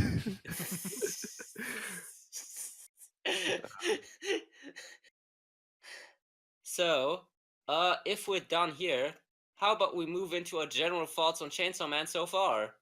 Yeah, Sure. it's an amazing series. It's probably one of the best recent jump starts I think that I've read. I do like it a lot. I liked it a lot of the beginning. I fell off a little bit in the Bat Devil arc, but I think it's really picked up for me again with Eternity Devil and the Gun Devil stuff. I think the Gun Devil really does give the series a strong focus. Like, the early chapters were very thematic. It was very much like the series has a lot of feeling to it. But I think ever since we introduced the Gun Devil and we introduced like Denji's current party, I think the series has had like it's shown more of its potential longevity. Yeah. I mean, I feel like the series entirely lives and dies on just how good of a character Denji is. I really want to say that. I think he's amazing for jump protagonists. There's so much unique about him. The fact that he is not only the fact that he has such interesting motivations in that he barely has any, the fact that also he's such a shit kid. Like, he has zero concept of honor in anything. I think really representative for me is that scene where he wins a fight against Aki by just repeatedly kicking him in the nuts over and over. Yeah. And it's just such a beautiful representation of a character. I think he's amazing. What are your guys' favorite characters in this series that are not Denji? For mine, I would have to say Power. Yeah? She is just a big ball of charisma and personality that really like lightens up the manga in a lot of ways. She is the mascot character, effectively. Yeah. Which is funny because you think Pochita would be the mascot character. Pochita lives on in our hearts. Literally. Yeah. Yes, literally. My favorite is Aki of all people. I think he is an incredibly good straight man. Like, Especially because of how highlighted it is that his normalness is a character like trait. yeah, that and also I think any straight man lives and dies on whether he is like he knows when to be straight and when to be flexible. And Aki started off very inflexible, but like just in the latest few chapters, he's shown that yeah, he can be more flexible. He can be a little crazy when he needs to be, which allows him to really like everyone can play off of him in a fun way without making him feel like a drag, which I think is the one thing you don't want any like any straight man that feels like a drag is a bad straight man. Yeah, and I do really like Aki. I think his introduction chapter is amazing, and then it's a bit toned down for a long time until the Gun Devil stuff starts, Yeah. because you don't really see a lot more of him until then. Yeah, of course, since I'm just talking about it, the Gun Devil chapter is pretty great. Like, that's a really strong way to establish a villain. It's a very good setup. Yeah. Yes. It's a really unique idea, and I'm amazed that I haven't just seen it before. Just putting up these, like, seconds to death toll comparisons feels like something you could pretty easily come up with, especially in, like, literature. Mhm. But I guess I've never come across it before.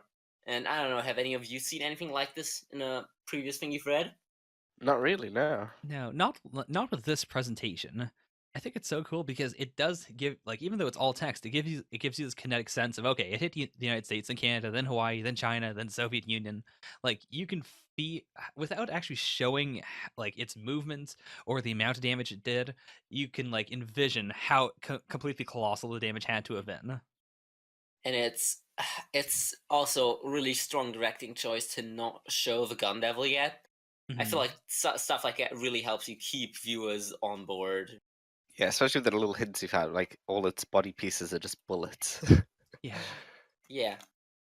Also, just the general setup of the series of devils are, the scarier the concept is, the more powerful it is so interesting because the gun devil does seem like it is the top devil, which means the series is also implying that yes, the number one, the most powerful fear, I suppose, is the fear of guns. Which is an interesting implication, and I feel like cannot be really taken in a way that's not political. I mean, Chainsaw Man is a brave series. I don't think it's going to stray away from politics. It No, is a I very don't think it rational is. fear. Mhm. It is a very rational fear. I'm surprised though. Like you would, I'm curious what other devils there are because Eternity Devil implies that there are more conceptual devils, and I would expect something like a public speaking devil or a failure devil to be some of the strongest devils. I I'm mean, sure there's If we're an just aging going by devil. statistics, it also depends, I the- guess, just I like feel on. like the aging devil might have been the Eternity Devil to a certain extent. Maybe. I wouldn't say so because, like, in terms of what it could do, Eternity was all about like staying in the same place. And I think that's also like Eternity is a very powerful fear. It's one of those ancient human fears. Like when we were able to understand the concept of Eternity, it freaked a lot of people out. But at the same time, like it's not that dangerous of a concept. Like it's mind blowing, it's worrisome, but it's not dangerous. Whereas I guess a gun combines like it is a real fear, it's a thing a lot of people are scared of, and it's also just very dangerous as a power. Yeah, it's a very straightforward fear. Whereas like, public speaking I Also- think might be more people might be scared of public speaking, but I don't think public speaking devil would be that powerful. I mean, Yeah. the power of the devils is directly proportional to how powerful the fear of them is, not how powerful the concept is in a direct fighting sense. I guess He has to be stronger than less feared devils. Like the tomato or the leech devil. And public speaking is, statistically speaking, a bigger fear than death for a lot of people. I guess what I'm trying to say isn't power as much as it is like destructive potential. Like the Eternity Devil didn't have a lot of destructive potential, but it had a very powerful ability. In the same way, Do I you assume like public speaking might Yeah. be very powerful, even more powerful than the Gun Devil, but it might not be as destructive. Yeah, do you public think speaking the devil public might, like- speaking devil would be like someone that manipulates people behind the scenes rather than just blowing up buildings? Could do. Mhm. Be Like, interesting. maybe he's really good at public speaking. Maybe he's the president. Who knows? That'd be a pretty cool twist. I have considered the possibility that Maki is some kind of devil before. What, she's the femdom devil?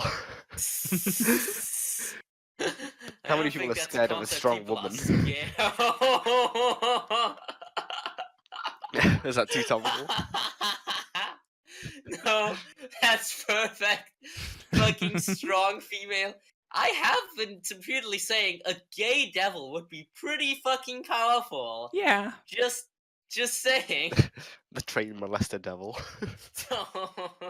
That feels very Japanese concept. Being late to work devil. Man, there are so many possibilities for the series because they just set itself open. Like, oh yeah, any kind of devil can really exist as long as people have Yeah. fear for it. Of course, Spider Devil, I think, is pretty definitely gonna Oh, be yeah, a that's- thing. That's gonna be an arc boss in the future. The little spider devil. I wonder if the series Yeah. is gonna eventually do a Devil. I feel like it is. It's fucking Fujimoto. It's Mr. fucking. I'm gonna write a series where somebody literally says, I am the Fire Punch Fujimoto. I think he's gonna make a Devil. I could see that happening. Eventually they'll say, hey, what if people are just like scared of devils in general? Which is a very rational fear. Mhm. Yeah. I could definitely see the series getting that meta. It's been a good discussion. I think we're done.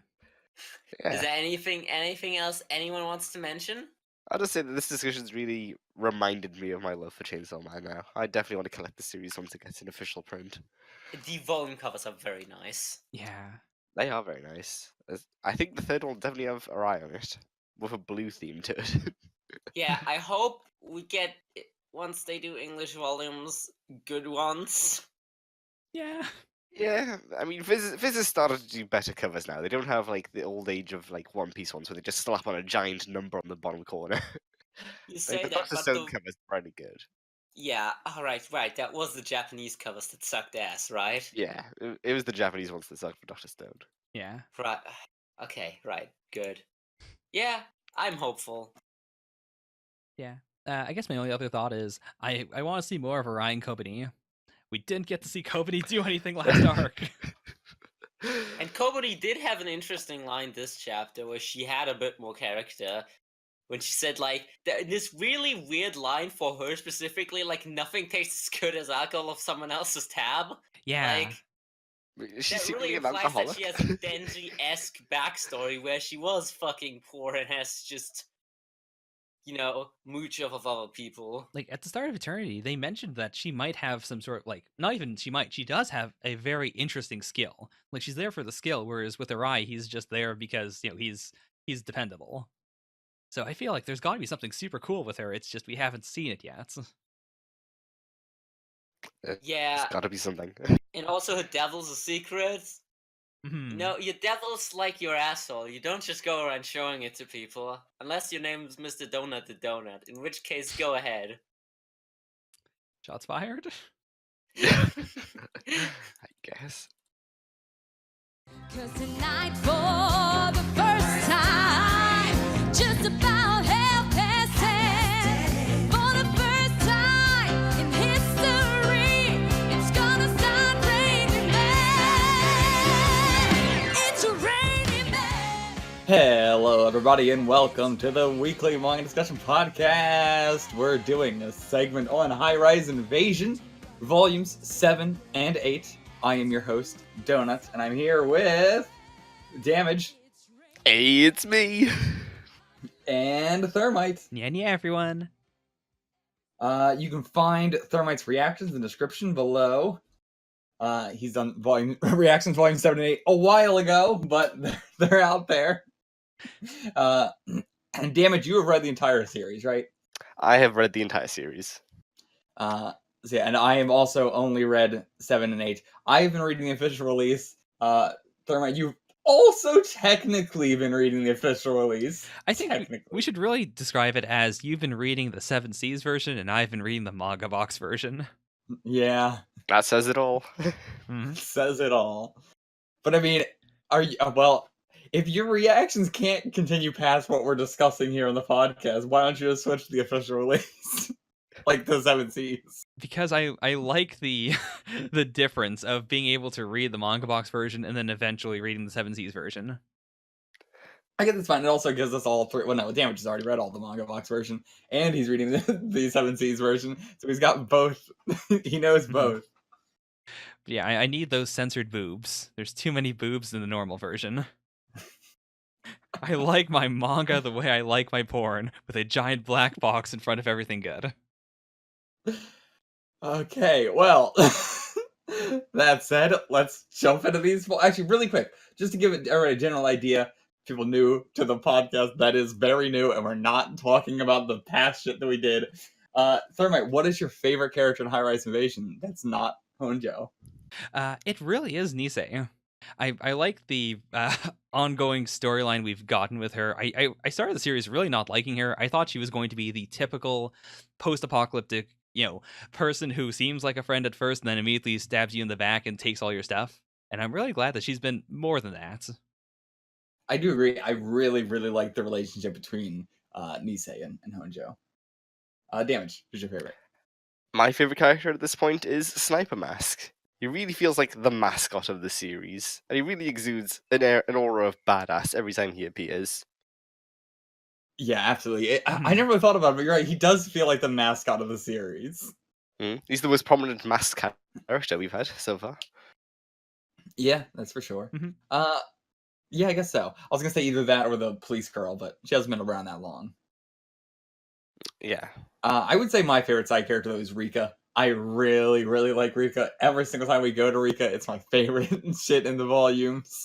I really like his whole group dynamic because he is this very edgy, badass character. Well, not like he is that, while his personality is not that at all. But like that is his role in the series, sort of. And so I really like having that around with all these extremely normal, weak people. Yeah. I would say that Rika feels a lot like what you'd expect the typical protagonist of this kind of manga Yeah. series to be. Yeah, And then he is it changes it absolutely- up by making him the brother of the actual protagonist. Yeah, and the fact that we waited a couple of volumes before we even got to him, and it was mysterious of like, is the brother good, or like, what is even going on with him? So it's a really cool reveal of like, yeah, he's fine. He's just a cool character. Yeah. It really was building him up as this badass. But all right, that aside, let's get into the actual volumes then. Since we're going over 2 entire volumes, we're trying to break this down to a little bit simpler segments. So let's just go over like the entire Nisei's hibernation thing in general. I want to start off here by saying though that I know what's going on with this whole angry mask thing. And everything, like it was the same one from a couple volumes past where Rika tried to go in an elevator and stuff. But and she clearly has, like, she even said back then something about wanting to be saved by Rika. So clearly they're trying to do something with her of us saving her or something like that. I gotta say though, really didn't like this whole segment. Felt super duper like I don't know, what's the word I'm looking for? Like forced, like just I very was just to say, heavy-handed. forced. There might be an explanation for it later, but right now it just feels incredibly forced and just for a reason for her to know where Amalthus Mask is. I mean, she turned up just on her patrol and happened to come across them. That's a bit much. Yeah. I mean, to be fair, this might still be the same building that Rika was going through, because weren't they going towards Rika? So They it were might heading make Rika's logical direction. sense while she was here. Yeah. But to be fair, in the past volumes, all we saw was Rika going like, let's take the elevator. Let's not. And then she was like, oh, it's a good thing I was in this elevator.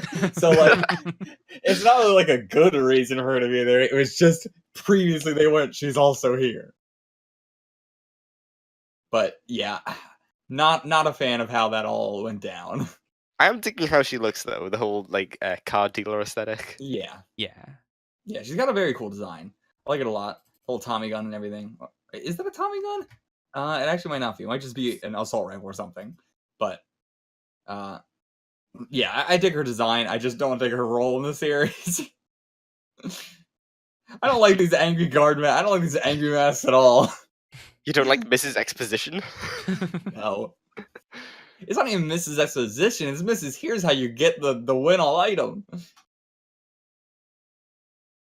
But yeah, I mean, I guess we could talk about just the sniper mask and Kuon. How do you pronounce her name? Kuon. I say Kuon. I think it's Kuon. cool.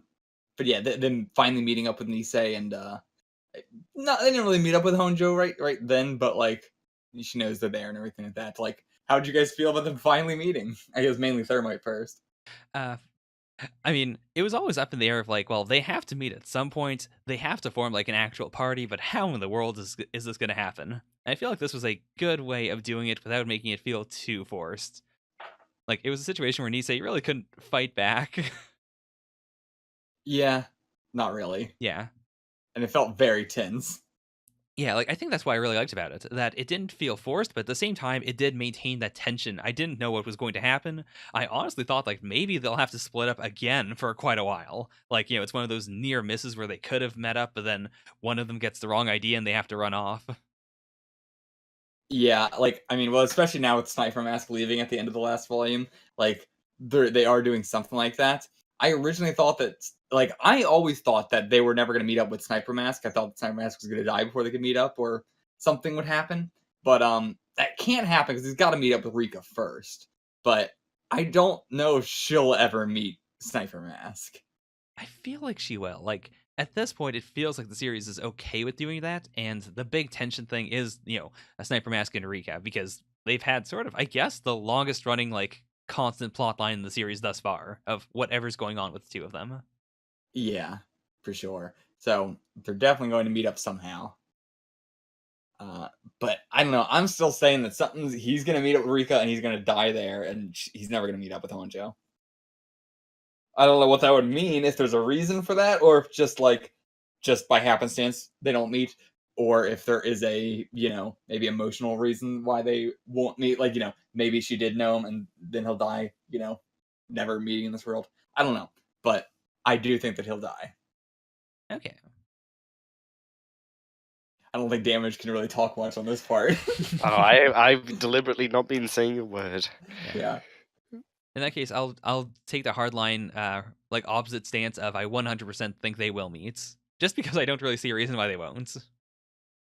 I don't see a reason why they won't, other than like the fact that he just left now, like, and the fact that she can't control masks, which is part of the reason why you can't go near her or anything like that. It feels like they're purposely trying to keep him away from her for a reason, and I don't know what that reason is yet, but we'll find out soon. I feel like we're gonna be saying that a lot with High Rise Invasion. But how do you feel about Kuon and Sniper Mask's relationship in general? I think it's super cute. Like, I'm a big fan of the contrast between a super prim girl and a super violent guy. And I wouldn't really call Sniper Mask super violent. Like, he is very gentlemanly in his own way. But I like that contrast of the big, strong, super competent person who can kill people and the person who you can't see ever hurting anyone in any situation whatsoever. I think they make a great duo. Which is great because she has the most powerful weapon. Yeah. But I do agree. I find their relationship very, very cute. I honestly don't really care much for them. Like, I don't find a lot of pathos in their relationship, but I do find it very cute. Like, towards the end where she was also saying, like, oh yeah, I'm also doing this for somebody. Like, it's hard to, really care. But I do, I really like the relationship with them from a entertainment standpoint.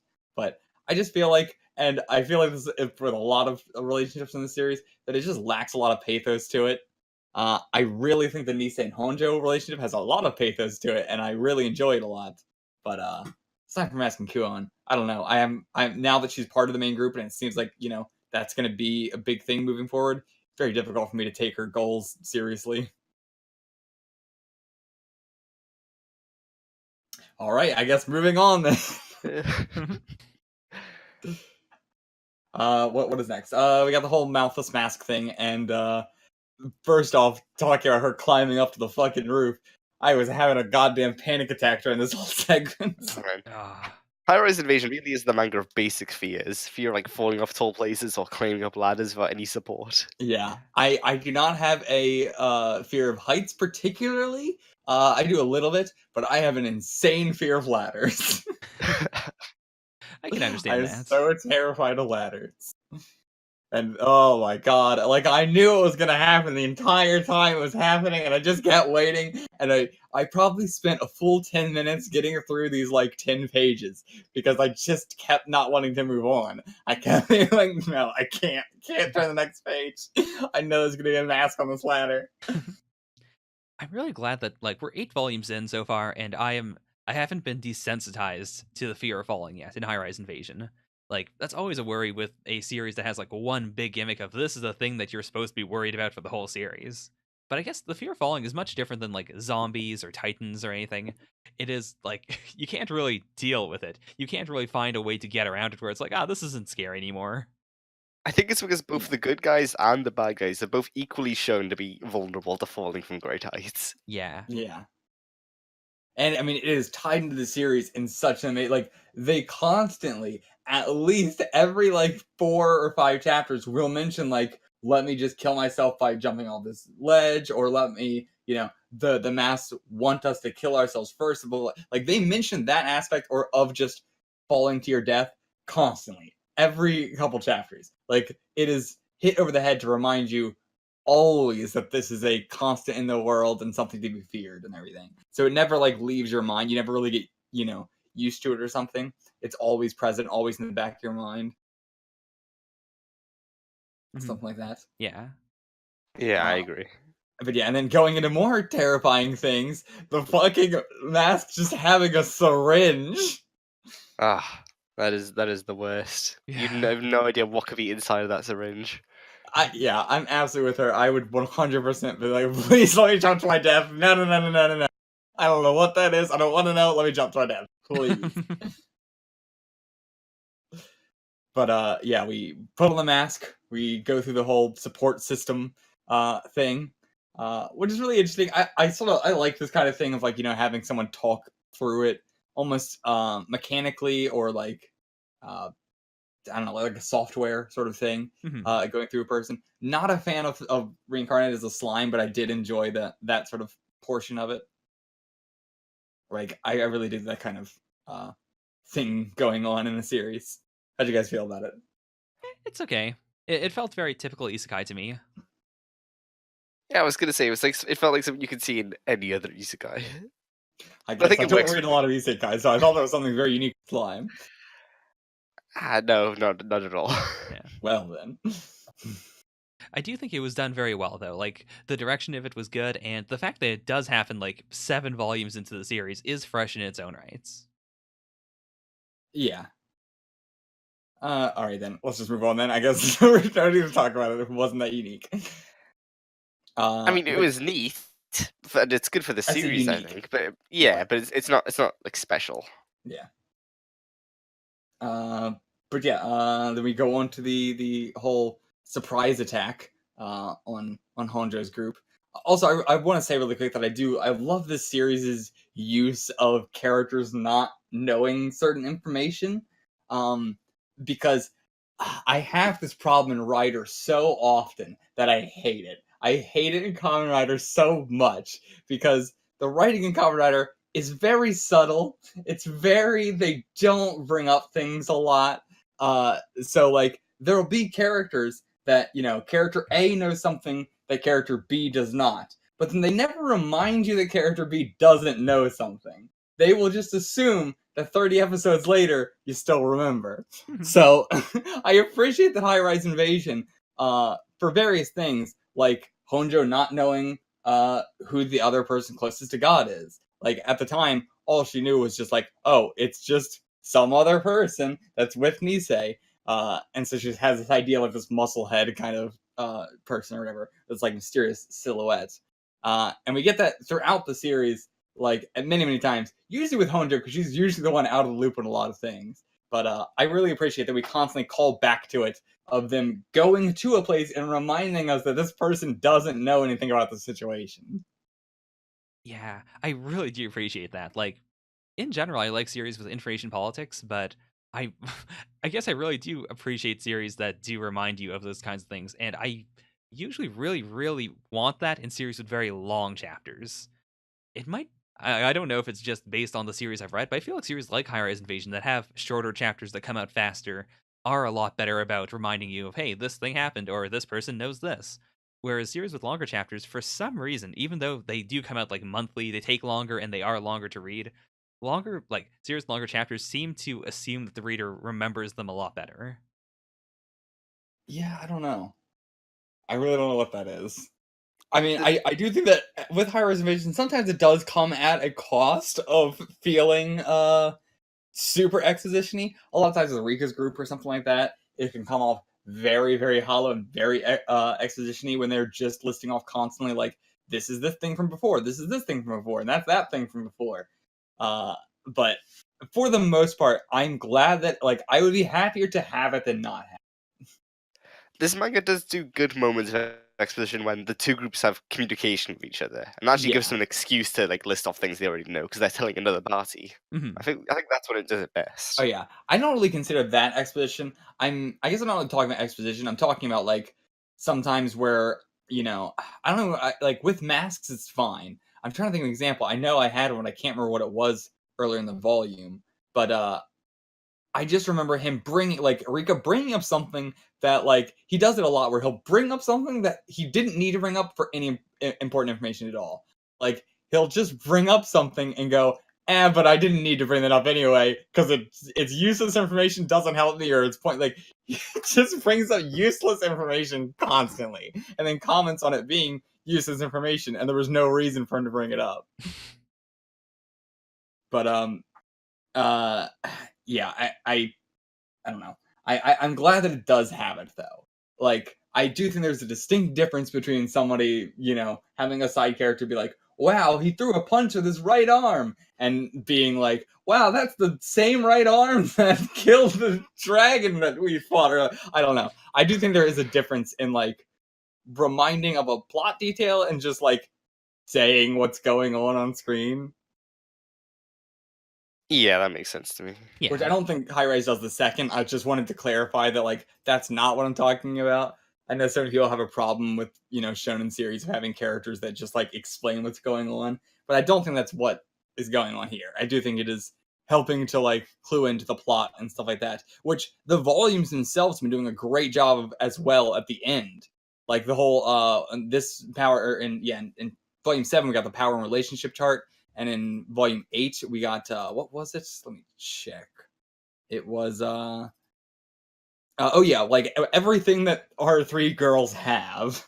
Like here's their entire that was really cool to me also. Like here's like all of their outfit and everything like that, and especially with Honjo and stuff. It's like here's how she got these little pieces of the outfit if you don't remember.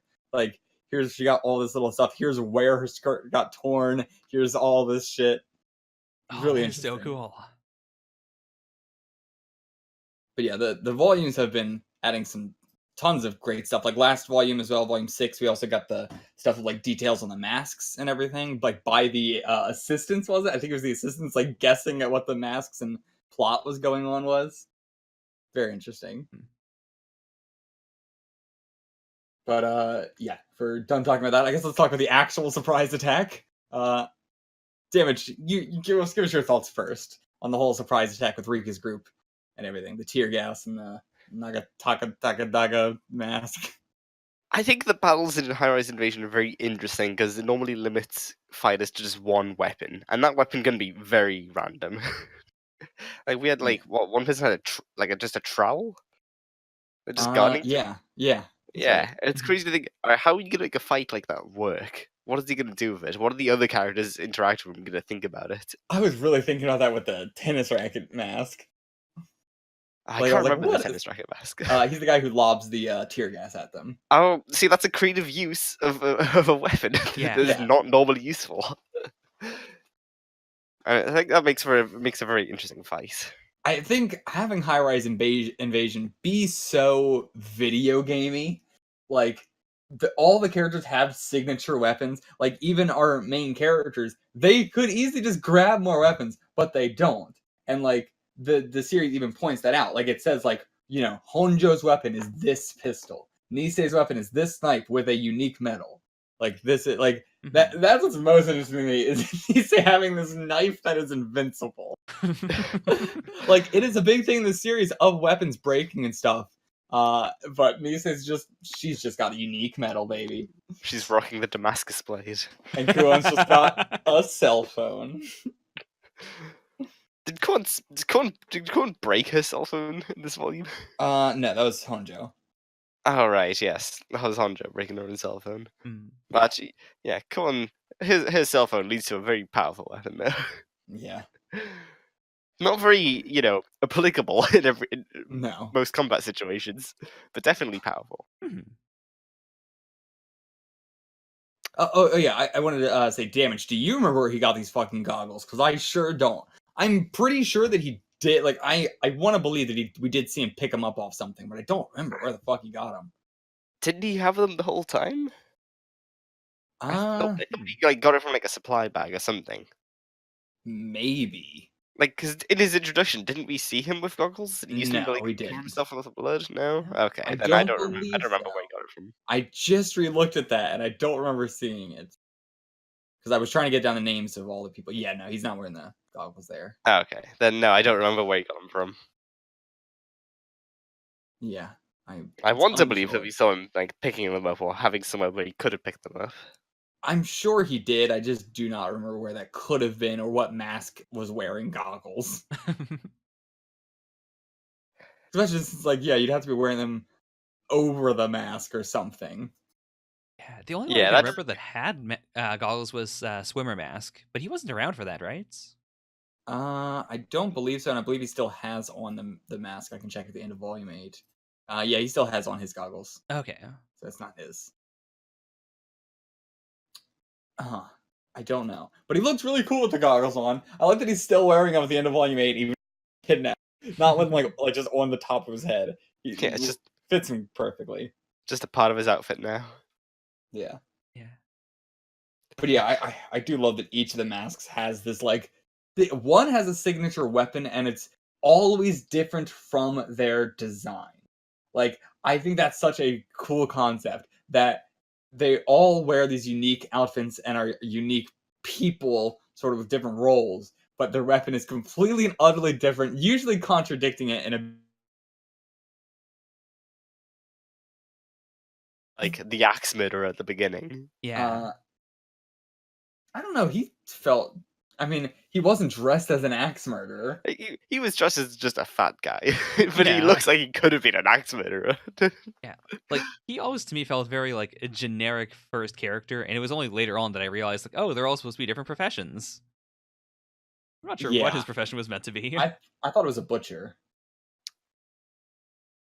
But I'm not sure. Anyway, what the hell were we saying? Something about something? Oh well. Anyway. We were just still on the yeah. attack. It's a great fight. I love the tear gas. I love like being able to like just incapacitate the entire group with that. And then Rika wearing the goggles, but still like, you know, he's feeling on his skin and all that. And he's like purposely been like, I'm just gonna stay in this tear gas and just deal with the pain because it's the only way I'm gonna survive this. Yeah. Like if I leave, then he's just gonna kill me. But he's not gonna come into the tear gas. So I'm just gonna stay here. I was concerned with how a like wide scale fight was going to work, since High Rise Invasion usually does like either one-on-one fights or like multi-party fights that are in a constrained area, like a hallway. Whereas this is very, you know, out in the open, and we have masks on different buildings. But I thought they handled it very well, and it was very easy to follow the action. Yeah, especially when we had our you know, help come in, and we also had like the more enemy reinforcements coming, like where it got even bigger than that as well. Was handled very, very well. It was very interesting how they were going to do it. And I do like that it was mostly just the masks versus masks, and everybody else was doing support. Because that felt kind of like, duh. Like, these people are not anywhere on the level of these masks. Like, it'd be different if it was... So, I mean, I don't have a good example because we don't have any normal humans now. Like, not really. Aside from Rika's group. but yeah, it felt natural for them to just be like, I guess we're just gonna play support here and like, or be a damsel in distress. But like even the kid with a pistol, it's like he's got a shitty pistol. He can't do much. Yeah. Yeah, it felt very realistic to have the masks fight for them. Plus, I do Yeah. like that, like, now Yuri and Nisei's group have, like, all these superhumans and people chosen by God amongst them, and that makes them, like, so very different from Rika's group. Like, with Rika, if you really want to have a series that's all about normal people fighting superpowered masks, you can still have that. That's kind of what Rika's doing, even if they do have masks on their side as well. But then if you want the Yeah. superpowered Isekai main character arc, then you can go over to Yuri Nisei. Yeah, basically. It is quite an interesting dynamic that now both Yuri and Nisei are super powered. I mean, yeah, they got the whole fucking like entire crew now. If we get together, like they said, we got 4 people who are like insanely powerful now. 3 of which who are close to God. Yeah. Like we are doing fucking good. Speaking of which, how do you guys feel about Kohei? About Yoshida? Or not? Yeah, not Kohei. Yoshida was his name. Kohei is the guy with no eye. But yeah.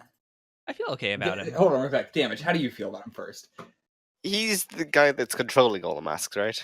No. He's the guy who is controlling like 4 or 5 of them. Yeah, that's what I meant. That's what I meant. So he's controlling the Okay. masks on the good guy's side.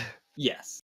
I think he's interesting. I think it's good to have like a character that can control the mask that's not like originally part of the main group. He's like often away in the distance, but he's still like an ally. I think Yeah. the fact that he's just not around in person most of the time is quite good. I don't have any strong thoughts. I don't really have any strong thoughts about him. I'm more interested in his masks than in him. Mm. I like Monk Mask. Monk Mask is such a bro. Such a, Yeah, such it's a very cool- interesting that cool guy. we mourned a mask in this volume. Yeah. Well, you gotta remember, masks are people too. Yeah, but like it feels really weird because they do just feel like pets almost, kind of.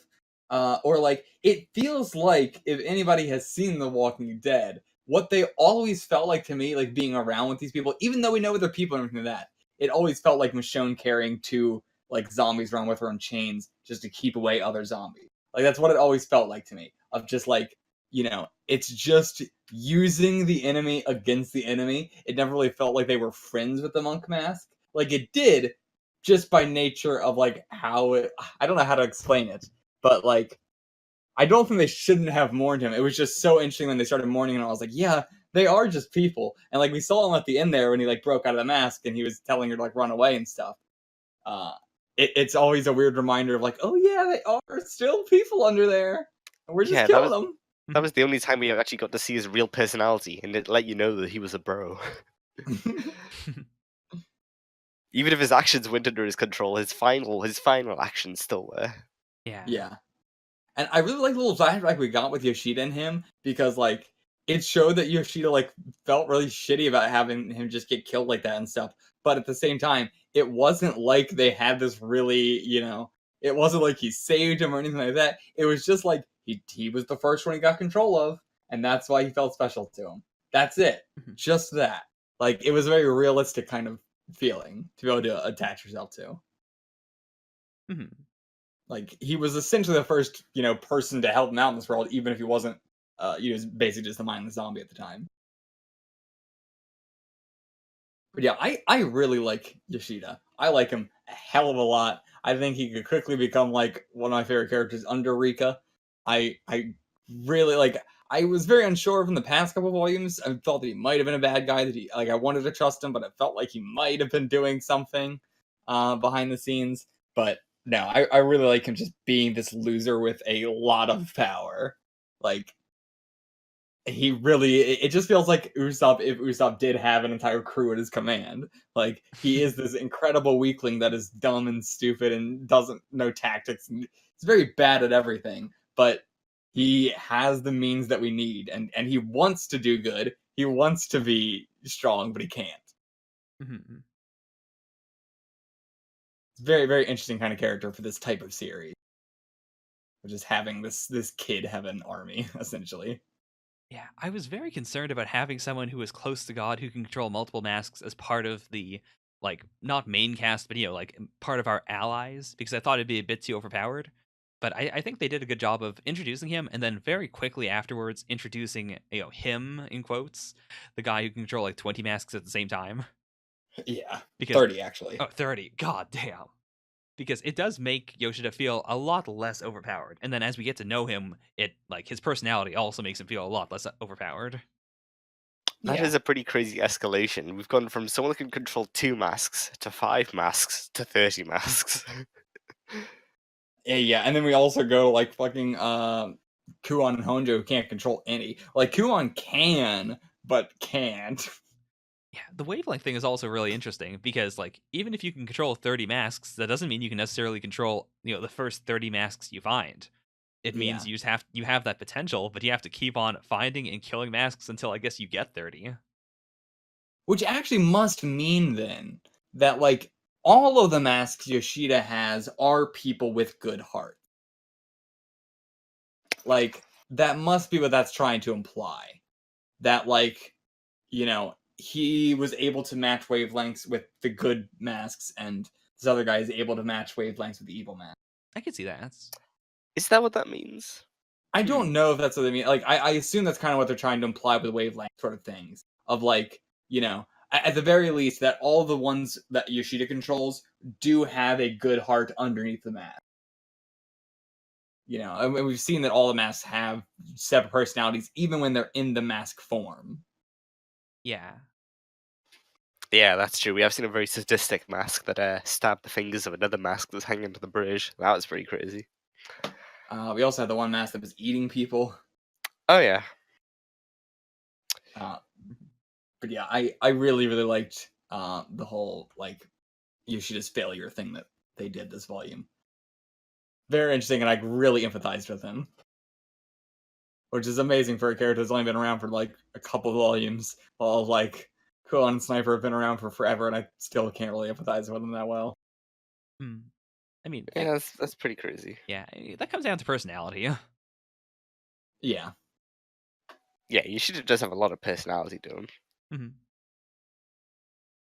But okay, then we move into the last thing that goes on, which is Honjo just fucking snapping. Wait a minute, do you not want to say, like, how intimidating the Soba mask looked in this chapter? That is true, yeah, he looked like a fucking He showed up boy. and filled that entire page with his body. Yeah.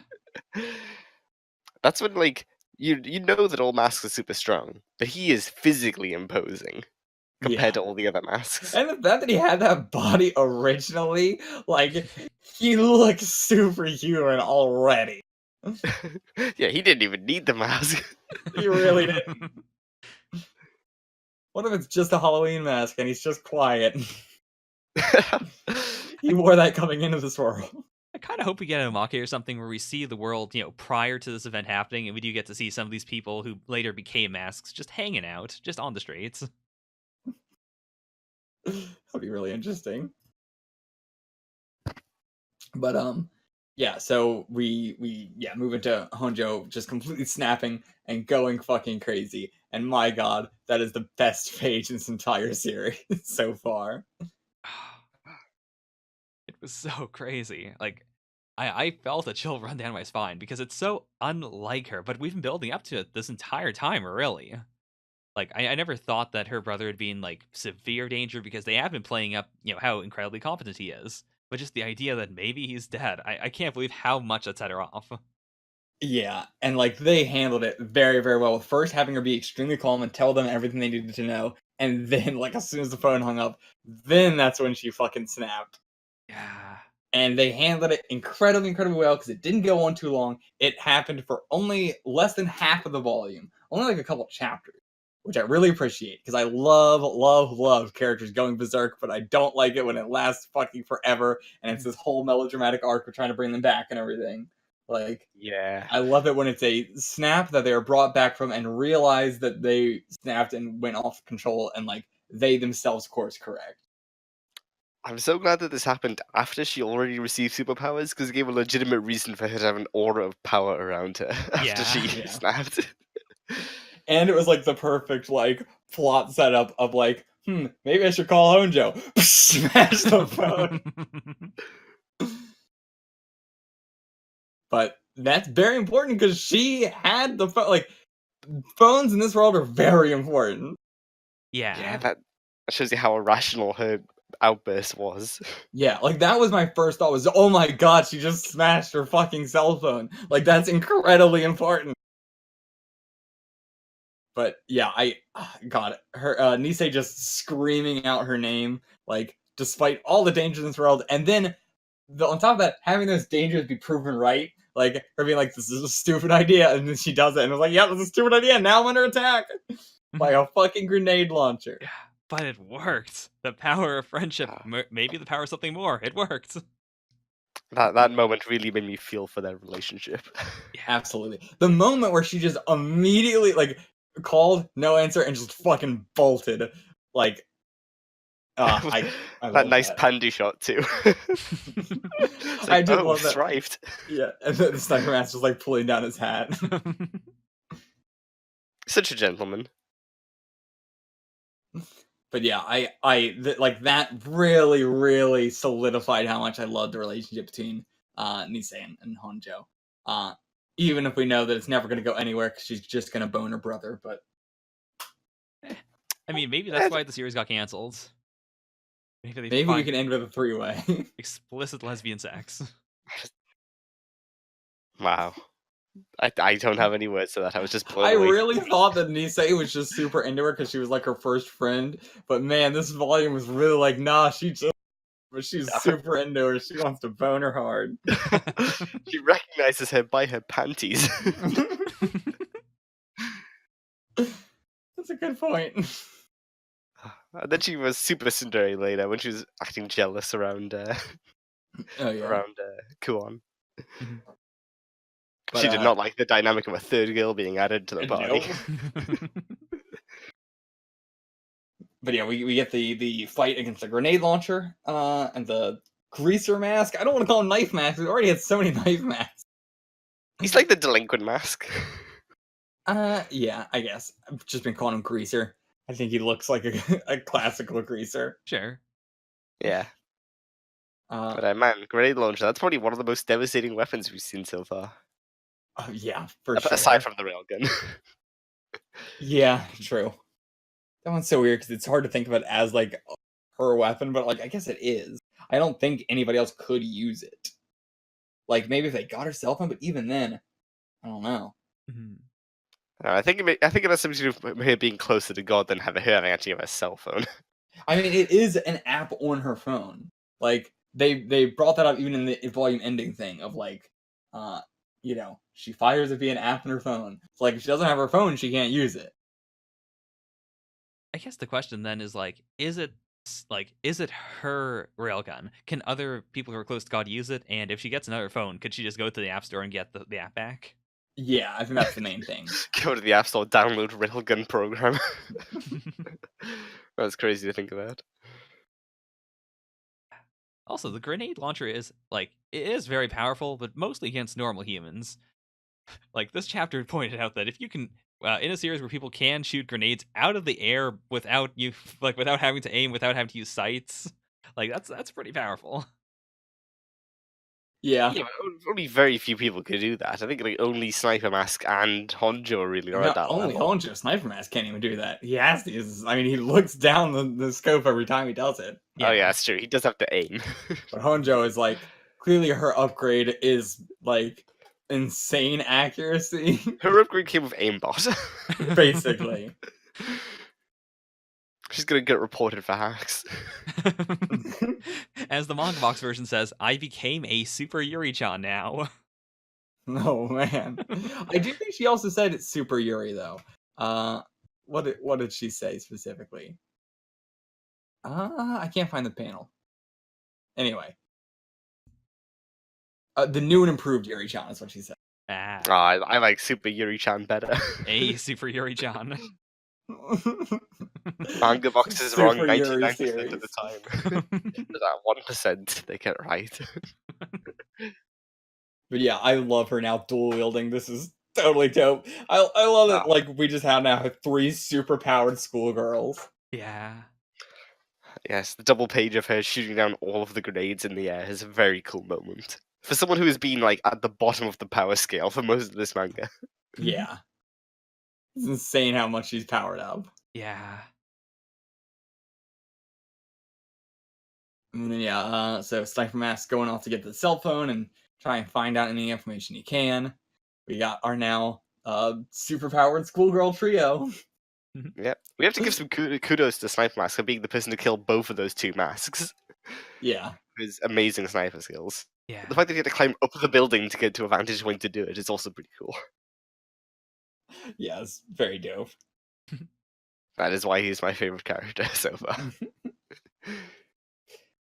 But yeah, I think that's basically it. I just really like having 3 superpowered schoolgirls. I can't get over saying that because it's just so like in a series where we have all these different people, different professions, everything that our 3 main group is just all 3 schoolgirls. This is so close to a manga just about cute girls doing cute things. It really is. If they just had a slice of life chapter of them just living in the skyscraper world the next chapter, that'd be amazing. But I mean, like, I really wonder if there's a point to that, right? Like, Honjo, Kuon, and Yoshida, all in the same school, like, in the same, like, not like literally in the same school, but like they're all in high school, and they all are close to God. And Nisei was able to like break out of Mask's command a little bit and go into hibernation. She's also in middle school, or in high school, I mean. Is there a thing to this? Is this the guy who, Control 30? Is he in university? Maybe. I mean, apart from that, we had the doctor. Right, we did have the doctor. I forgot about that. Yeah. He was also a loser, though. He He was also quite liked loser. lollies. Was he getting his Hey. high school girl power from them? Yes. I mean, it's also not a coincidence that one of the masks he was controlling was a lolly. He must have been so psyched when he realized they were compatible. It's like, What does I that want to say see about them? how far can I take these commands. Oh, no. Oh my. Oh, now he's getting even worse. I don't think we have any like hard proof that we can use to advance this theory any further, but I do think there is something there.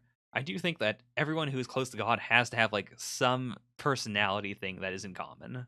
Or if not personality, then like just some aspect of their being. But it's not like being good or being evil, because we've seen people on both sides. Yeah. I do think it has something to do with adolescence.